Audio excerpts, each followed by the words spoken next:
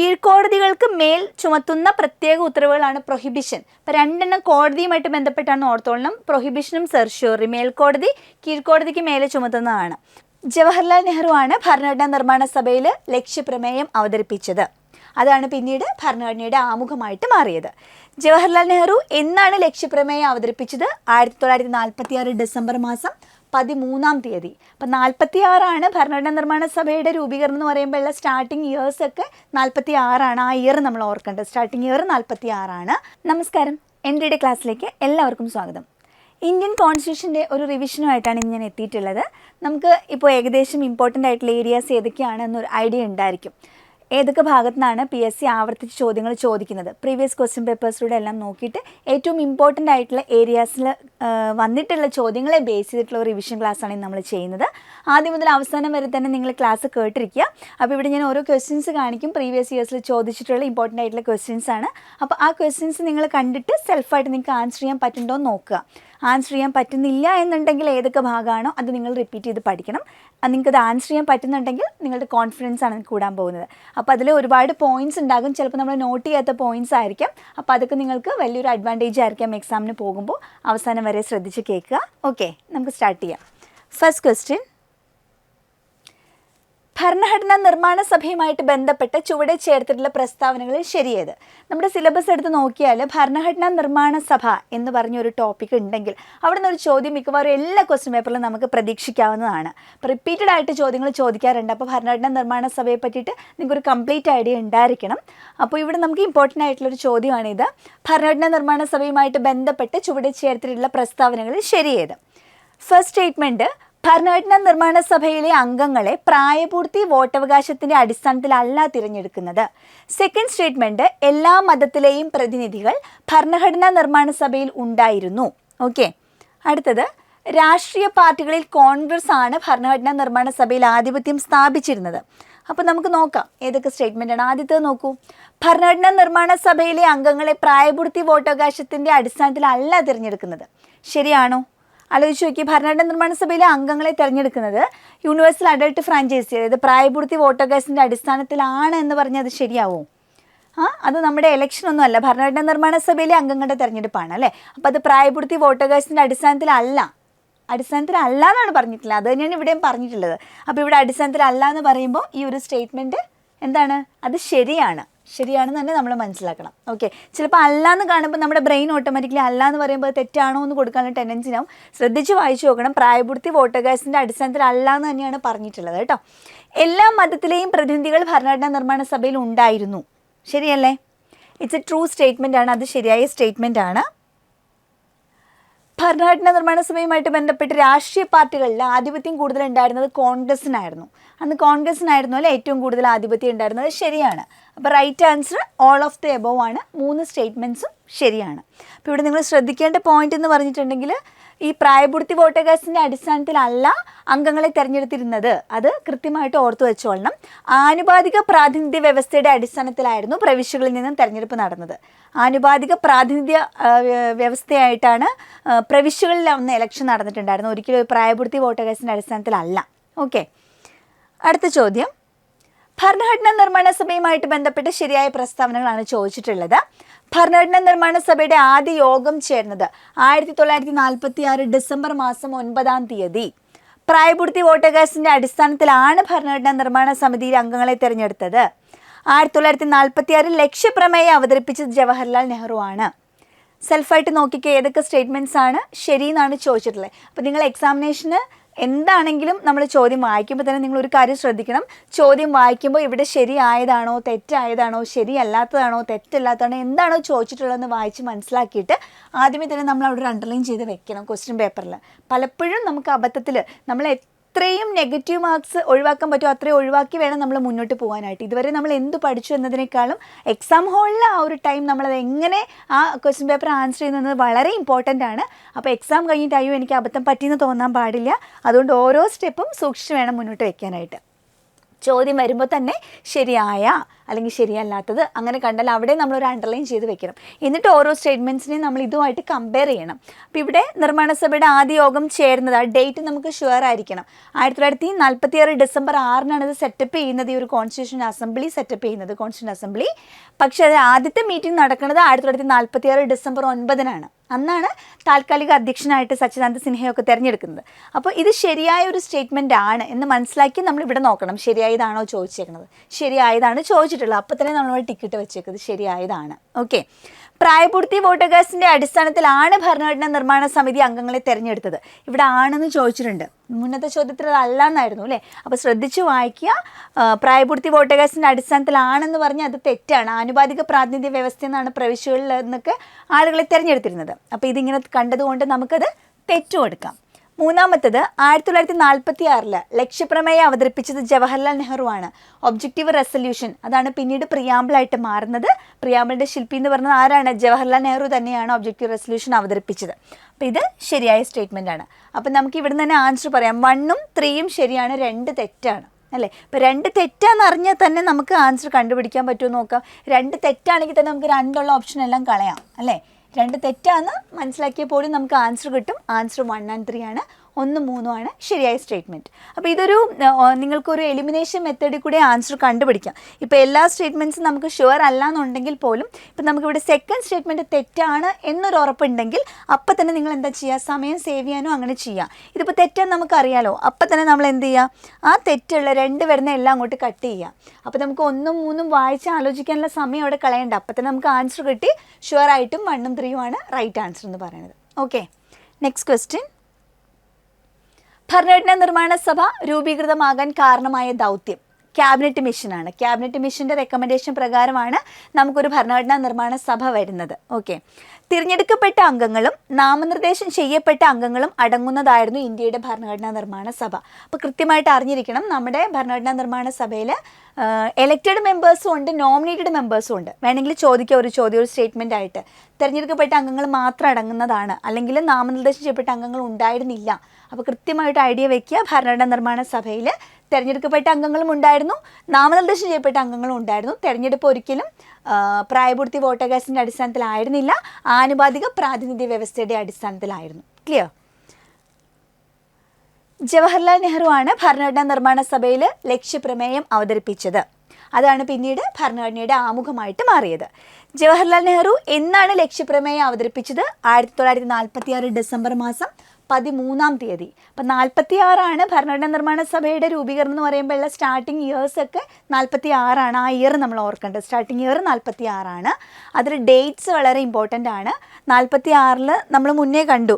എന്നാണ് ഭരണഘടനാ നിർമ്മാണ സഭയുടെ ആദ്യത്തെ മീറ്റിംഗ് നടന്നത്? 1946 ഡിസംബർ 9. അപ്പോൾ 46 അവസാന മാസമാണ്. 46 ഡിസംബർ 6 സെറ്റപ്പ് ചെയ്യുന്നു. ഡിസംബർ 9 ആണ് ആദ്യത്തെ മീറ്റിംഗ് നടക്കുന്നത്.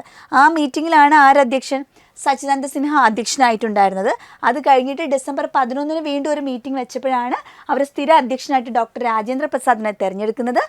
പിന്നെ ഡിസംബർ 13 മീറ്റിങ്ങിലാണ്, അന്നാണ് ജവഹർലാൽ നെഹ്റു ലക്ഷ്യപ്രമേയം അവതരിപ്പിച്ചത്. അപ്പോൾ 46 ഡിസംബർ 6, ഡിസംബർ 9, ഡിസംബർ 11, ഡിസംബർ 13 എല്ലാ ഡേറ്റ്സും ഇമ്പോർട്ടൻ്റ് ആണ്. ജവഹർലാൽ നെഹ്റു അവതരിപ്പിച്ച ലക്ഷ്യപ്രമേയം ഭരണഘടനാ നിർമ്മാണ സഭ പാസ്സാക്കിയ ഡേറ്റും ഇമ്പോർട്ടൻ്റ് ആണ്. 1947 ജനുവരി 22. അപ്പോൾ വർഷം മാറി. 46 ഡിസംബറാണ്. ഡിസംബർ 13 ലക്ഷ്യപ്രമേയം അവതരിപ്പിക്കുന്നത്. തൊട്ടടുത്ത മാസം. അപ്പോൾ ഇയർ 47 47 ജനുവരി 22 ഈ ലക്ഷ്യപ്രമേയം ഭരണഘടനാ നിർമ്മാണ സഭ പാസ്സാക്കിയത്. ഓക്കെ. അപ്പോൾ നിങ്ങൾ തന്നെ ഓരോ ഇയർ ഡേറ്റ് വെച്ചിട്ട് പറഞ്ഞു നോക്കുക. 46 ഡിസംബർ 6 എന്താണ്, ഡിസംബർ 9 എന്താണ്, 11 എന്താണ്, 13 എന്താണ്, 47 ജനുവരി 22. അപ്പോൾ ഇതുവരെ നമുക്ക് കൃത്യമായിട്ട് അറിഞ്ഞിരിക്കണം. അന്ന് നമ്മുടെ ലക്ഷ്യപ്രമേയം ഭരണഘടനാ നിർമ്മാണ സഭ പാസ്സാക്കിയതാണ്. ഓക്കെ.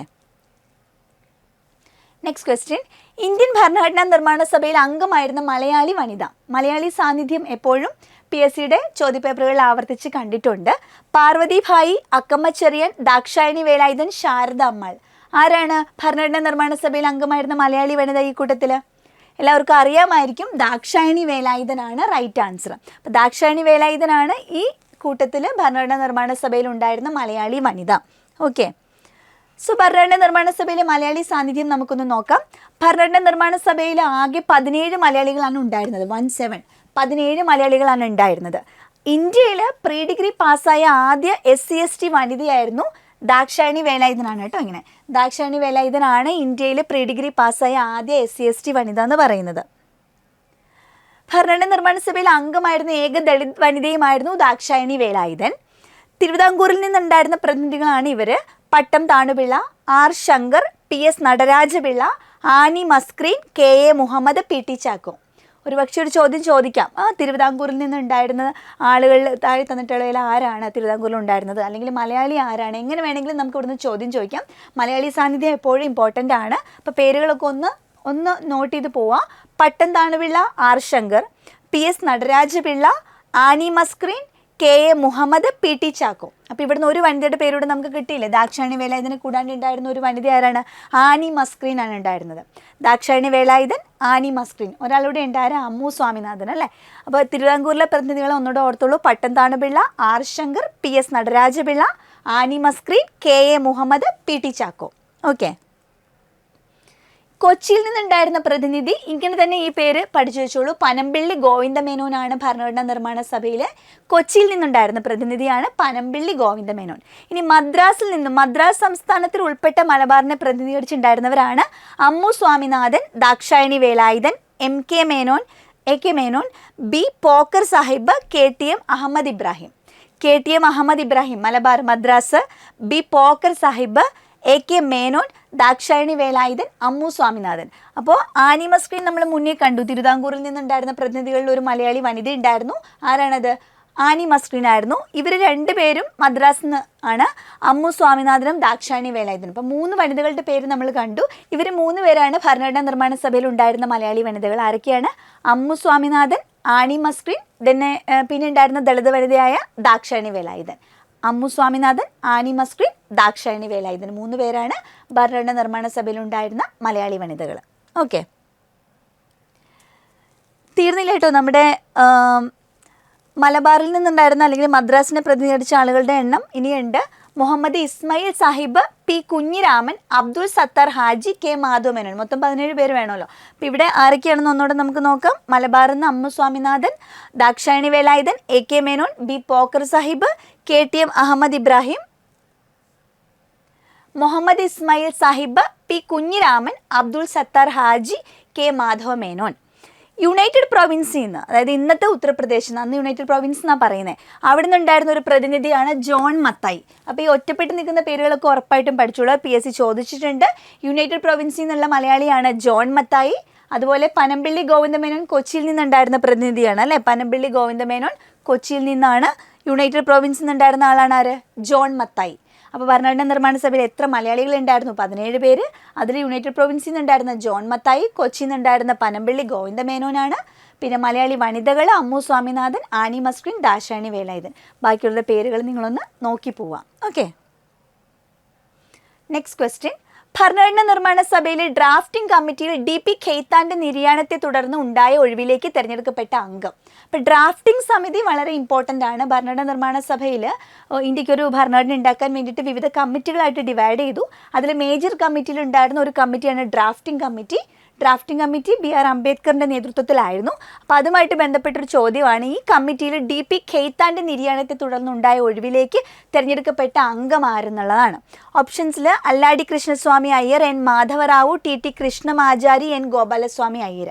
അപ്പോൾ ഇതിൻ്റെ ആൻസർ എന്ന് പറഞ്ഞത് DP ഖെയ്ത്താന്റെ നിര്യാണത്തെ തുടർന്ന് വന്നത് TT കൃഷ്ണമാചാരിയാണ്. അപ്പോൾ നിങ്ങളൊന്ന് ഓർത്ത് വെച്ചാൽ മതി. ഖെയ്ത്താൻ്റെ ഒരു കെയിലാണ് സ്റ്റാർട്ട് ചെയ്യുന്നത്. അദ്ദേഹം മാറിയപ്പോൾ ഒരു കെയിലുള്ള ഒരാൾ തന്നെയാണ് വന്നത്.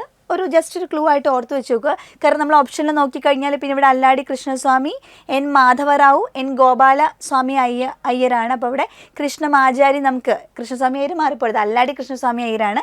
ഇത് TT കൃഷ്ണമാചാരി. അപ്പോൾ അതൊന്ന് കണക്ട് ചെയ്ത് വെച്ചേക്കുക. പിന്നെ നമ്മൾ എന്താണെങ്കിലും ഈ ഡ്രാഫ്റ്റിംഗ് കമ്മിറ്റിയിലെ അംഗങ്ങളൊന്ന് പഠിച്ചിട്ട് പോവുക. ഡ്രാഫ്റ്റിംഗ് കമ്മിറ്റിയിൽ ആരൊക്കെ ഉണ്ടായിരുന്നു എന്നുള്ളത് കൃത്യമായിട്ട് നമ്മൾ അറിഞ്ഞിട്ട് പോകണം. അപ്പോൾ ഞാൻ ഒരു കോഡ് പറഞ്ഞുതരാം, അത് ഓർത്ത് വെക്കാനായിട്ട്. അമ്മയ്ക്ക് GK പഠിക്കാൻ മിച്ചർ വേണം, ഇതാണ് കോഡ്. അമ്മയ്ക്ക് GK പഠിക്കാൻ മിച്ചർ വേണം. അപ്പോൾ ഡ്രാഫ്റ്റിംഗ് കമ്മിറ്റിയിലെ അംഗങ്ങളെ നമ്മൾ പഠിക്കാൻ പോവുകയാണ്. അപ്പോൾ ഈ അംഗങ്ങളുടെ പേര് എല്ലാം പഠിച്ചു പോകുമ്പോൾ നമുക്ക് കൺഫ്യൂഷൻ ഉണ്ടാകാതിരിക്കാനാണ് നമ്മളിങ്ങനെ ഒരു കോഡ് ചുമ്മാ ഒന്ന് ഓർത്ത് വെക്കുന്നത്. അമ്മയ്ക്ക് GK പഠിക്കാൻ മിച്ചർ വേണം. ഇപ്പോൾ ഇവരുടെ പേരിൻ്റെ ആദ്യത്തെ അക്ഷരം കിട്ടാനുള്ളൊരു ക്ലൂ മാത്രമാണ്.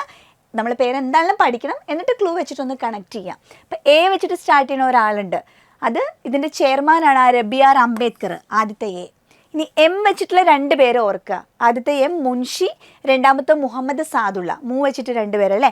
KM മുൻഷി, മുഹമ്മദ് സാദുള്ള. അപ്പോൾ AMM 3 പേരെ കിട്ടിയോ? അംബേദ്കർ, മുൻഷി, മുഹമ്മദ് സാദുള്ള. അടുത്ത A ആണ് നമ്മുടെ അല്ലാടി കൃഷ്ണസ്വാമി അയ്യർ. അപ്പോൾ അമ്മ എന്നുള്ള വേർഡിൽ 4 പേര് ഓർക്കുക. A for Ambedkar, M for Munshi, M for Muhammad Saadulla and A for Alladi Krishnaswami Iyer. Okay, ഇനിയുള്ളത് GK പഠിക്കാൻ എന്നുള്ളിടത്ത് നമ്മൾ ആ GK എടുക്കുക. G for Gopalaswami Ayyangar and K for DP Khaitan. ഖെയ്ത്താൻ്റെ K ആണ് അവിടെ GKക്ക് ഉള്ളത്. ഈ ഖെയ്ത്താൻ്റെ നിര്യാണത്തെ തുടർന്നാണ് ആര് വന്നത്? കൃഷ്ണമാചാരി വരുന്നത്. ആൻഡ് ലാസ്റ്റത്തെ മിച്ചർ അത് ആളുടെ പേരുമായിട്ടൊന്ന് കണക്ട് ചെയ്യാം. മിത്തർ, BL മിത്തറാണ്. അപ്പോൾ ഇദ്ദേഹം രാജിവെച്ചിട്ട് മറ്റൊരാൾ വരുന്നുണ്ട്, അത് വെച്ചിട്ടുള്ള ഒരാളാണ്, മാധവറാവു ആണ്. അപ്പോൾ ആദ്യം ഇത്രയും പേരൊന്ന് ഓർത്ത് വെച്ചേ. അമ്മ എന്നുള്ള ആ ഒരു വേർഡിൽ നിന്ന് 4 പേര് കിട്ടും. A for Ambedkar, M Munshi, പിന്നെ അടുത്ത M Muhammad Saadulla, A Alladi Krishnaswami Iyer. GK എന്നുള്ള G ഗോപാലസ്വാമി അയ്യങ്കാർ, K എന്ന് പറയുന്നത് ഖെയ്ത്താനാണ്. മിച്ചർ എന്നുള്ളിടത്ത് നമുക്ക് BL മിത്തർ കിട്ടും. ഇനി ഇവിടെ ഖെയ്ത്താൻ്റെ നിര്യാണത്തെ തുടർന്ന് വന്നത് TT കൃഷ്ണമാചാരിയാണ്. മിത്ര രാജിവെച്ചതിനെ തുടർന്ന് വന്നത് മാധവറാവു ആണ്. അപ്പോൾ ഖെയ്ത്താൻ്റെ K, കൃഷ്ണമാചാരിയുടെ K ഓർത്ത് വെച്ചോളാം. മിത്തറിൻ്റെ M, മാധവറാവുവിൻ്റെ M. അപ്പോൾ അവർ പോയിട്ട്, അതായത് ഞാൻ ഇങ്ങനെ പറയാൻ കാരണം ചിലപ്പോൾ ചോദ്യം ഇങ്ങനെ ചോദിക്കും, അതായത് ഖെയ്ത്താൻ്റെ നിര്യാണത്തെ തുടർന്ന് വന്നത് മാധവറാവു ആണെന്ന് ചോദിച്ചാൽ അത് തെറ്റാണ്, നമുക്ക് കണ്ണടിച്ച് പറയാൻ പറ്റണം. കാരണം ഖെയ്ത്താൻ്റെ K ആണ്, മാധവറാവുവിൻ്റെ M ആണ്. അതേ ലെറ്ററിലുള്ള ഒരാളെ വന്നേ, അറ്റ്ലീസ്റ്റ് അതെങ്കിലും ഉണ്ടെങ്കിൽ ഒരുപക്ഷെ നമുക്കതൊരു ആൻസർ ആയിരിക്കാം, ഒരു മാർക്കായിരിക്കാം. അപ്പോൾ ഓരോ പോയിന്റും നിങ്ങൾ ശ്രദ്ധിച്ച് വെച്ചോളൂ. ഖെയ്ത്താൻ്റെ മരണത്തെ തുടർന്ന് വന്നത് കൃഷ്ണമാചാരിയാണ്, മിത്ര മാറിയിട്ട് വന്നത് മാധവറാവു ആണ്. ഓക്കെ, അപ്പോൾ ഭരണഘടനാ നിർമ്മാണ സഭയിലെ ഡ്രാഫ്റ്റിംഗ് കമ്മിറ്റിയിലെ അംഗങ്ങളുടെ പേരാണ് നമ്മൾ പറഞ്ഞത്. അംബേദ്കർ, മുൻഷി, മുഹമ്മദ് സാദുള്ള, അല്ലാടി കൃഷ്ണസ്വാമി അയ്യർ, ഗോപാലസ്വാമി അയ്യങ്കാർ, ഖെയ്ത്താൻ മാറിയിട്ട് കൃഷ്ണമാചാരി വരുന്നു. മിത്ര രാജിവെച്ചപ്പോൾ ആര് വരുന്നു? മാധവറാവു വരുന്നു. ഓക്കെ, ഇനി നമ്മൾ അടുത്തൊരു ടോപ്പിക്കിലോട്ട് പോവുകയാണ്. അപ്പോൾ നമ്മൾ ഭരണഘടനാ നിർമ്മാണ സമിതിയുമായിട്ട് ബന്ധപ്പെട്ട കുറച്ച് ഇമ്പോർട്ടൻ്റ് ആയിട്ടുള്ള ചോദ്യങ്ങളിലൂടെയാണ് കടന്നു പോയത്. അപ്പോൾ നിങ്ങൾ അതുമായിട്ട് ബന്ധപ്പെട്ട എല്ലാ ഡേറ്റ്സ് നോക്കണം. ഡ്രാഫ്റ്റിംഗ് കമ്മിറ്റിയിലെ അംഗങ്ങൾ ആരൊക്കെയാണ്, പ്രധാനപ്പെട്ട കമ്മിറ്റീസ്, മേജർ കമ്മിറ്റീസ്, ആ കമ്മിറ്റീസിൻ്റെ അധ്യക്ഷന്മാർ ആരൊക്കെയാണ്, ഈ ഭാഗങ്ങൾ നോക്കിയിട്ട് പോകണം. പിന്നെ ലക്ഷ്യപ്രമേയം, അതൊക്കെ പാസ്സാക്കിയ ഡേറ്റൊക്കെ ഇമ്പോർട്ടൻ്റ് ആണ്. ഡ്രാഫ്റ്റിംഗ് കമ്മിറ്റിയിലെ അംഗങ്ങളുടെ പേര് കൃത്യമായിട്ട് മനസ്സിലാക്കണം. ഓക്കെ, ഇനി നമ്മൾ ഇന്ത്യൻ ഭരണഘടന കടം വാങ്ങിയ ആശയങ്ങളും ഏതൊക്കെ രാജ്യത്തു നിന്നാണ് കടം വാങ്ങിയത്, ഈ ഭാഗവുമായിട്ട് ബന്ധപ്പെട്ട ചോദ്യങ്ങളാണ് നോക്കാൻ പോകുന്നത്. പലതവണയും എക്സാമിനേഷൻ റിപ്പീറ്റ് ചെയ്തിട്ട് ഈ ഒരു ആശയം എവിടെ നിന്നാണ് കടമെടുത്തിട്ടുള്ളതെന്ന് ചോദിക്കാറുണ്ട്. അപ്പോൾ അതുകൊണ്ട് നമുക്ക് ആ ഭാഗം ഒഴിവാക്കി പോകാൻ പറ്റില്ല, നമുക്ക് വളരെ ഇമ്പോർട്ടൻ്റ് ആണ്. അപ്പോൾ ഈ ഒരു ചോദ്യം നോക്കിക്കോളൂ. ബ്രിട്ടീഷ് ഭരണഘടനയിൽ നിന്നും ഇന്ത്യൻ ഭരണഘടന കടം കൊണ്ടിട്ടുള്ള ആശയങ്ങളിൽ ശരിയായത് ഏത്? 1 പാർലമെൻ്ററി സമ്പ്രദായം, 2 നിയമവാഴ്ച, 3 മൗലികാവകാശങ്ങൾ. ഇതിൽ ബ്രിട്ടീഷ് ഭരണഘടനയിൽ നിന്നും കടം കൊണ്ടിട്ടുള്ള ആശയങ്ങൾ ശരിയായത് ഏത്? അപ്പോൾ നമുക്കിതിൽ ഓരോന്നും എവിടെ നിന്നാണ് വന്നിട്ടുള്ളതെന്ന് അറിയണം അല്ലേ. പാർലമെൻ്ററി സമ്പ്രദായം ബ്രിട്ടനാണോ? നിയമവാഴ്ച അഥവാ റൂൾ ഓഫ് ലോ ബ്രിട്ടനാണോ? മൗലികാവകാശങ്ങൾ ബ്രിട്ടനാണോ? ഇതിലേതെങ്കിലും ബ്രിട്ടൻ അല്ലാന്ന് നിങ്ങൾക്ക് തോന്നുന്നുണ്ടോ? 100% നമ്മൾ അറിഞ്ഞിരിക്കേണ്ട ഒരു കാര്യം ഇവിടെ ഉണ്ട്. മൗലികാവകാശങ്ങൾ ഏറ്റവും ഇമ്പോർട്ടൻറ്റ് ടോപ്പിക്കാണ് നമ്മുടെ സബ്ജക്റ്റിലെ. മൗലികാവകാശങ്ങൾ എവിടെ നിന്നാണ് നമ്മൾ എടുത്തിട്ടുള്ളത്? USA എന്നാണ് എടുത്തിട്ടുള്ളത്. അപ്പോൾ ഇതെന്തായാലും ബ്രിട്ടനിൽ നിന്നല്ല അല്ലേ. പൊറണം അല്ല നമുക്ക് ഉറപ്പായ 3 നമ്മുടെ ആൻസർ ആയിട്ട് വരില്ല. നമ്മളോട് ചോദിച്ചിട്ടുണ്ടെങ്കിൽ ശരിയായത് ഏതെന്നാണ് ശ്രദ്ധിച്ചോളണം. അപ്പോൾ ശരിയായത് ഏതെന്നുള്ള ചോദ്യത്തിൽ ശരിയല്ലാത്ത ഒരെണ്ണം നമ്മൾ കണ്ടുപിടിച്ചു, 3ാമത്തത് എന്താണെങ്കിലും വരില്ല അല്ലേ. അപ്പോൾ 3 ഓപ്ഷൻ നമുക്ക് അപ്പം തന്നെ കട്ട് ചെയ്ത് കളയാം. ദാ ആദ്യത്തേൽ 3 ഉണ്ട്, നമ്മൾ കട്ട് ചെയ്ത് കളയുന്നു. രണ്ടാമത്തേൽ 3 ഉണ്ട്, നമ്മൾ കട്ട് ചെയ്ത് കളയുന്നു. ഓൾ ഓഫ് ദ എബോവിൽ 3 ഉണ്ട്, നമ്മൾ കട്ട് ചെയ്ത് കളയുന്നു. ബാക്കി അറിഞ്ഞില്ലെങ്കിൽ പോലും നമ്മുടെ ആൻസർ നമുക്ക് കിട്ടിക്കഴിഞ്ഞു. ആൻസർ എന്താണ്? ഓൺലി 1 and 2 ആണ്. അപ്പോൾ നമുക്ക് ഷുവർ ആണ് എന്താണ്? ബ്രിട്ടനിൽ നിന്ന് കടമെടുത്തിട്ടുള്ള 2 കാര്യങ്ങളാണ് പാർലമെൻ്ററി സമ്പ്രദായവും നിയമവാഴ്ചയും. അപ്പോൾ ഓരോ ചോദ്യം കാണുമ്പോഴും നമുക്ക് പ്രതീക്ഷയ്ക്കുള്ള എന്തെങ്കിലും ഒരു സംഭവം അതിനകത്ത് ഉണ്ടാകും എന്ന് നമ്മൾ ആദ്യം ഉറപ്പിച്ച് വേണം ഓരോ ചോദ്യത്തെ നിങ്ങൾ അപ്രോച്ച് ചെയ്യാനായിട്ട്. ബിക്കോസ് എക്സാം ഹോളിൽ നമ്മുടെ ഇമോഷൻസിനൊക്കെ വളരെയധികം പ്രാധാന്യമുണ്ട്. ആദ്യത്തെ 3 ചോദ്യം നമുക്ക് അറിയില്ല, 4ാമത്തെ വരുമ്പോഴേക്കും ഓട്ടോമാറ്റിക്കലി നമ്മൾ ചെറിയൊരു ടെൻസ്ഡ് ആയിട്ടായിരിക്കും 4ാമത്തെ നോക്കുക. അപ്പോൾ നിങ്ങൾ വിചാരിക്കണം ഓരോ ചോദ്യവും എത്ര എണ്ണം അറിയില്ലെങ്കിൽ അടുത്തത് നമുക്കുള്ള പ്രതീക്ഷയിൽ വേണം നിങ്ങൾ ഓരോ ചോദ്യങ്ങളും കടന്നു പോകാനായിട്ട്. അപ്പോൾ ഇങ്ങനെ ഒരു ചോദ്യം വരുമ്പോൾ നിങ്ങൾക്ക് പാർലമെൻ്ററി സമ്പ്രദായം എവിടെ നിന്നാണെന്ന് അറിയില്ല, അല്ലെങ്കിൽ നിയമവാഴ്ച അറിയില്ല, കൺഫ്യൂസ്ഡ് ആവണ്ട, നമുക്കുള്ള എന്തെങ്കിലും ഒരു ക്ലൂ ഉണ്ടാവുമെന്ന് വിശ്വസിക്കുക. അതാ ഇവിടെ മൗലികാവകാശങ്ങൾ ഒരു ക്ലൂ ആയിരുന്നു. ഇത് ഷുവറായിട്ട് അറിയാമെന്നുണ്ടെങ്കിൽ അല്ലേ, കുറച്ചൊക്കെ അത്യാവശ്യമൊക്കെ പഠിച്ചിട്ട് പോയിട്ടുള്ളവർക്കുള്ള ക്ലൂ എന്തെങ്കിലുമൊക്കെ കാണുന്നേ, ധൈര്യമായിട്ട് നിങ്ങൾ നോക്കി പോവാം. അപ്പോൾ ഇവിടെ മൗലികാവകാശങ്ങൾ വെച്ച് തന്നെ നമുക്ക് ആൻസർ കണ്ടുപിടിക്കാൻ പറ്റി അല്ലേ. നിയമവാഴ്ചയും പാർലമെൻ്ററി സമ്പ്രദായവും ബ്രിട്ടനിൽ നിന്നാണ് നമ്മൾ എടുത്തിട്ടുള്ളത്. ഓക്കെ, താഴെ തന്നിരിക്കുന്നവയിൽ ശരിയായ ജോഡി കണ്ടെത്തുക. ഭരണഘടനാ ആശയങ്ങൾ കടം കൊണ്ട രാജ്യങ്ങൾ, ഇത് ഏതൊക്കെ ആശയങ്ങൾ ഏതൊക്കെ രാജ്യത്തു നിന്നാണ് കടം കൊണ്ടുവന്നുള്ള അവരൊരു ഇത് തന്നിട്ടുണ്ട് നമുക്ക്, നമ്മളോട് ശരിയായ ജോഡി കണ്ടെത്താനാണ്. അപ്പം അത് തന്നെ നോക്കണം, ശരിയായതാണ് അത് നമ്മൾ നോട്ട് ചെയ്ത് വെച്ചോളാം. അപ്പം ശരിയുള്ളതൊക്കെ നമുക്ക് ടിക്ക് ചെയ്ത് പോകാം. നമുക്ക് അറിയാവുന്ന ഏതെങ്കിലും ഉണ്ടോ എന്ന് നോക്കിക്കേ. ഏക പൗരത്വം ബ്രിട്ടൻ, ഭരണഘടനാ ഭേദഗതി കാനഡ, അടിയന്തരാവസ്ഥ ഓസ്ട്രേലിയ, മൗലിക കടമകൾ USSR. നിങ്ങൾക്ക് ഏതെങ്കിലും ഒരെണ്ണം അറിയാവോ എന്നുള്ളത് നിങ്ങൾ ശ്രദ്ധിക്കുക. എല്ലാവർക്കും അറിയാമായിരിക്കുമല്ലോ, ഇതൊക്കെ നമ്മൾ സ്ഥിരമായിട്ട് പഠിക്കുന്നതാണ്. ഇപ്പോൾ മൗലിക കടമകൾ USSR എന്നാണ് ഇന്ത്യ കടമെടുത്തിട്ടുള്ളത്, ആണോ? ഇത് ശരിയാണെന്ന് ഉറപ്പുണ്ടെന്നുണ്ടെങ്കിൽ നമുക്ക് 4 ശരിയാണെന്ന് പറയാം. നമുക്ക് നോക്കാം കേട്ടോ, 4 ശരിയായുള്ള ഓപ്ഷൻ ഉണ്ടോ എന്ന് നോക്കണം. അപ്പം 4 വന്നിട്ടുള്ളത് 2 എണ്ണേ ഉള്ളൂ. അപ്പോൾ A അല്ലെങ്കിൽ D ആയിരിക്കും ആൻസർ. കണ്ടോ, ആ ഒറ്റ കാര്യം വെച്ചുകൊണ്ട് നമുക്ക് 2 ഓപ്ഷൻ കട്ട് ചെയ്ത് കളയാൻ പറ്റി മൗലിക കടമകൾ വെച്ചിട്ട്. ഞാൻ റാൻഡമായിട്ട് ഒരെണ്ണം പറഞ്ഞതാണ്. അപ്പോൾ ഇതിൽ 1, 3, 4, 1, 4. അപ്പോൾ നമുക്ക് അവിടുന്ന് ഷുവർ ആണ് 1ഉം 4ഉം ശരിയാണ്. നമുക്ക് 1ഉം 4ഉം അറിയില്ലെങ്കിലും നമുക്ക് ഇവിടുന്ന് പറയാൻ പറ്റും ഇത് ശരിയാണ്. ഏകപൗരത്വം ബ്രിട്ടനിൽ നിന്നാണ് എടുത്തിട്ടുള്ളത്. അടിയന്തരാവസ്ഥ എന്ന് പറഞ്ഞ 1ഉം 4ഉം ആണ് ശരിയല്ലേ, 1ഉം 4ഉം ആണ്. മൗലിക കടമകൾ USSR ശരിയാണ്, ഏകപൗരത്വം ബ്രിട്ടൻ ശരിയാണ്. ഇനി ഇതിൽ ഏതോ ഒരെണ്ണം തെറ്റുണ്ട്, അതാണ് നമ്മുടെ ആൻസർ ഏതാണെന്ന് ഡിസൈഡ് ചെയ്യാൻ പോണത്. ഭരണഘടനാ ഭേദഗതി കാനഡ, അടിയന്തരാവസ്ഥ ഓസ്ട്രേലിയ, രണ്ടും തെറ്റാകാം, അല്ലെങ്കിൽ ഏതെങ്കിലും ഒരെണ്ണം തെറ്റാകാം. എന്ത് തോന്നുന്നു നിങ്ങൾക്ക്? ഭേദഗതി എടുത്തിട്ടുള്ളത് കാനഡയല്ല, അത് തെറ്റാണ്. ഓക്കെ, അമെൻമെൻറ്റ് എടുത്തിട്ടുള്ളത് സൗത്ത് ആഫ്രിക്കയിൽ നിന്നാണ്. ഓക്കെ, അപ്പോൾ തെക്ക് നിന്നൊരാൾ വന്നിട്ടാണ് നമ്മുടെ ഇവിടെ കുറച്ച് ഭേദഗതിയൊക്കെ വരുത്തിയത് തെക്ക് നിന്നൊരാളാണെന്ന് ഓർത്ത് വെച്ചേക്കുക. സൗത്ത് ആഫ്രിക്കയിൽ നിന്നാണ് ഇവിടെ വന്ന് നമുക്കൊരു ഭേദഗതി വരുത്തിയിട്ടുള്ളത്. അതുകൊണ്ട് തന്നെ നമുക്കത് തെറ്റാണെന്ന് മനസ്സിലാക്കാം. ഓക്കെ, അപ്പോൾ അടിയന്തരാവസ്ഥ എടുത്തിട്ടുള്ളത് എമർജൻസി, അടിയന്തരാവസ്ഥ ഓസ്ട്രേലിയ അല്ല, അതും തെറ്റാണ് കേട്ടോ. ഇത് രണ്ടും തെറ്റാണ്. അപ്പോൾ 1ഉം 4ഉം ആണ് ശരിയായ ആൻസർ വരുന്നത്. റൈറ്റ് ആൻസർ 1 and 4 ആണ്. അപ്പോൾ 1ഉം 4ഉം ഉറപ്പിച്ചോളൂ. ഏതൊക്കെയാണ് നമ്മൾ ഇവിടുന്ന് പഠിച്ചത്? മുന്നേ നമ്മൾ കണ്ടു പാർലമെൻ്ററി സിസ്റ്റം ബ്രിട്ടനിൽ നിന്നാണ്, റൂൾ ഓഫ് ലോ ബ്രിട്ടനിൽ നിന്നാണ്, മൗലികാവകാശങ്ങൾ അമേരിക്കയിൽ നിന്നാണ്, ഏക പൗരത്വം അഥവാ സിംഗിൾ സിറ്റിസൺഷിപ്പ് എടുത്തിട്ടുള്ളത് ബ്രിട്ടനിൽ നിന്നാണ്, മൗലിക കടമകൾ എടുത്തിട്ടുള്ളത് USSR എന്നാണ്. ഇത്രയും നമ്മൾ ഉറപ്പിച്ചില്ലേ? അടുത്ത ചോദ്യം നോക്കിയേ. ഇന്ത്യൻ ഭരണഘടനയിലെ സമത്വം എന്ന ആശയം ഏത് രാജ്യത്തു നിന്നാണ് സ്വീകരിച്ചിട്ടുള്ളതെന്ന്? നമ്മുടെ ഭരണഘടനയിൽ സമത്വം. അപ്പോൾ സമത്വം എന്ന് പറയുമ്പോൾ ഇവിടെ ഓപ്ഷനിൽ ഫ്രാൻസ്, കാനഡ, അയർലൻഡ്, USA ഉണ്ട്. പലരുടെയും മൈൻഡിൽ ഇക്വാലിറ്റി ബിഫോർ ലോ ആയിരിക്കും സമത്വം എന്ന് പറയുമ്പോൾ ആദ്യം വരുന്നത്, ആർട്ടിക്കിൾ 14 ആയിരിക്കും. പക്ഷേ അതിന് മുന്നേ നമ്മൾ സമത്വം പറയുന്നുണ്ട്. നമ്മുടെ പ്രിയാമ്പിള് അല്ലെ, നമ്മുടെ കോൺസ്റ്റിറ്റ്യൂഷൻ അത് തുറക്കുമ്പോൾ തന്നെ പ്രിയാമ്പിളാണ്. പ്രിയാമ്പിളിൽ പറയുന്നില്ലേ സമത്വത്തെ പറ്റിയിട്ട് അല്ലേ? സമത്വം, സ്വാതന്ത്ര്യം, സാഹോദര്യം, ഇത് 3ഉം ഫ്രഞ്ച് വിപ്ലവത്തിൻ്റെ മഹത്തായ ആശയങ്ങളാണ്. അവിടെ നിന്നാണ് ലിബർട്ടി, ഇക്വാലിറ്റി, ഫ്രട്ടേണിറ്റി എന്നുള്ള കോൺസെപ്റ്റ് നമ്മുടെ പ്രിയാമ്പിളിൽ കൊണ്ടുവന്നിട്ടുണ്ട്. അപ്പോൾ നോ അതർ ചോയ്സ്, നിങ്ങൾ ആൻസർ അപ്പം തന്നെ പറഞ്ഞോളാം. എവിടെ നിന്നാണ്? ഫ്രാൻസ് എന്നാണ്. മാറിപ്പോവരുത്. നമ്മളിപ്പോൾ ബ്രിട്ടനൊക്കെ കൊടുത്തു കഴിഞ്ഞാൽ റൂൾ ഓഫ് നമ്മുടെ ആർട്ടിക്കിൾ 14 പോവേണ്ട. സമത്വം എന്നുള്ള കോൺസെപ്റ്റ് ചോദിച്ചാൽ അത് എവിടെ നിന്നാണ് എടുത്തിട്ടുള്ളത്? ഫ്രാൻസ് എന്നാണ് എടുത്തിട്ടുള്ളത്. ഫ്രഞ്ച് വിപ്ലവത്തിൽ നിന്നാണ് സമത്വം, സ്വാതന്ത്ര്യം, സാഹോദര്യം, റിപ്പബ്ലിക് ഈ ആശയങ്ങളൊക്കെ എടുത്തിട്ടുള്ളത് കേട്ടോ. ഫ്രാൻസ് എന്നാണ്. അപ്പോൾ നമുക്കൊന്ന് കുറച്ച് കാര്യങ്ങളൊന്ന് പഠിച്ചു വെക്കാം. അറിയാത്തവരുണ്ടെങ്കിൽ ഒന്ന് ഓടിച്ച് പഠിച്ചു വെച്ചോളൂ, അറിയുന്നവരാണെങ്കിൽ ഒന്ന് റിവൈസ് ചെയ്തോളൂ. ഇന്ത്യൻ ഭരണഘടന ബ്രിട്ടനിൽ നിന്നും കടം കൊണ്ട ആശയങ്ങൾ ഏതൊക്കെ? പാർലമെൻ്ററി ജനാധിപത്യം, സിംഗിൾ സിറ്റിസൺഷിപ്പ് അഥവാ ഏക പൗരത്വം, റൂൾ ഓഫ് ലോ അഥവാ നിയമവാഴ്ച, നിയമസമത്വം, equality before law, cabinet system അല്ലെ, ക്യാബിനറ്റ് സമ്പ്രദായം, രാഷ്ട്രത്തലവന് നാമമാത്രമായ അധികാരം. നമ്മുടെ ഇന്ത്യൻ പ്രസിഡന്റിന് ഒരു നോമിനൽ ഹെഡാണ് അദ്ദേഹം, റിയൽ ഹെഡ് നമ്മുടെ പ്രൈം മിനിസ്റ്ററാണ്. അപ്പോൾ ആ ഒരു കോൺസെപ്റ്റ് ബ്രിട്ടനിൽ നിന്നാണ്. റിട്ടുകൾ, നമ്മുടെ റിട്ട് ബ്രിട്ടൻ, ആ ഇട്ട വെച്ച് നിങ്ങൾക്ക് കണക്ട് ചെയ്യാം. റിട്ട് ബ്രിട്ടൻ മെയിൻലി നമ്മുടെ പാർലമെൻറ്റുമായിട്ട് ബന്ധപ്പെട്ട മിക്ക കാര്യങ്ങളും ബ്രിട്ടനിൽ നിന്നാണ്. ലൈക്ക് പാർലമെൻ്ററി ജനാധിപത്യം, നമ്മുടെ പാർലമെൻറ്റിൻ്റെ ആ ഒരു നമ്മുടെ സിംഗിൾ സിറ്റിസൺഷിപ്പ്, പിന്നെ ക്യാബിനറ്റ് സിസ്റ്റം, അതൊക്കെ ബ്രിട്ടൻ്റെ ആണ്. പിന്നെ നോമിനൽ ഹെഡാണ് നമ്മുടെ പ്രസിഡന്റ്. നിയമസമത്വം, റിട്ട് ബ്രിട്ടൻ, ആ ഇട്ട വെച്ച് ഓർത്ത് വെച്ചേക്കുക. ബൈക്യാമറൽ ലെജിസ്ലേഷൻ ബ്രിട്ടൻ്റേതാണ്. തെരഞ്ഞെടുപ്പ് സംവിധാനം, എലക്ഷൻ സിസ്റ്റം, നമ്മുടെ കളക്റ്റീവ് റെസ്പോൺസിബിലിറ്റി അഥവാ കൂട്ടുത്തരവാദിത്വം, CAG ബ്രിട്ടനിൽ നിന്നാണ്. സ്പീക്കർ ബ്രിട്ടനിൽ നിന്നാണ്.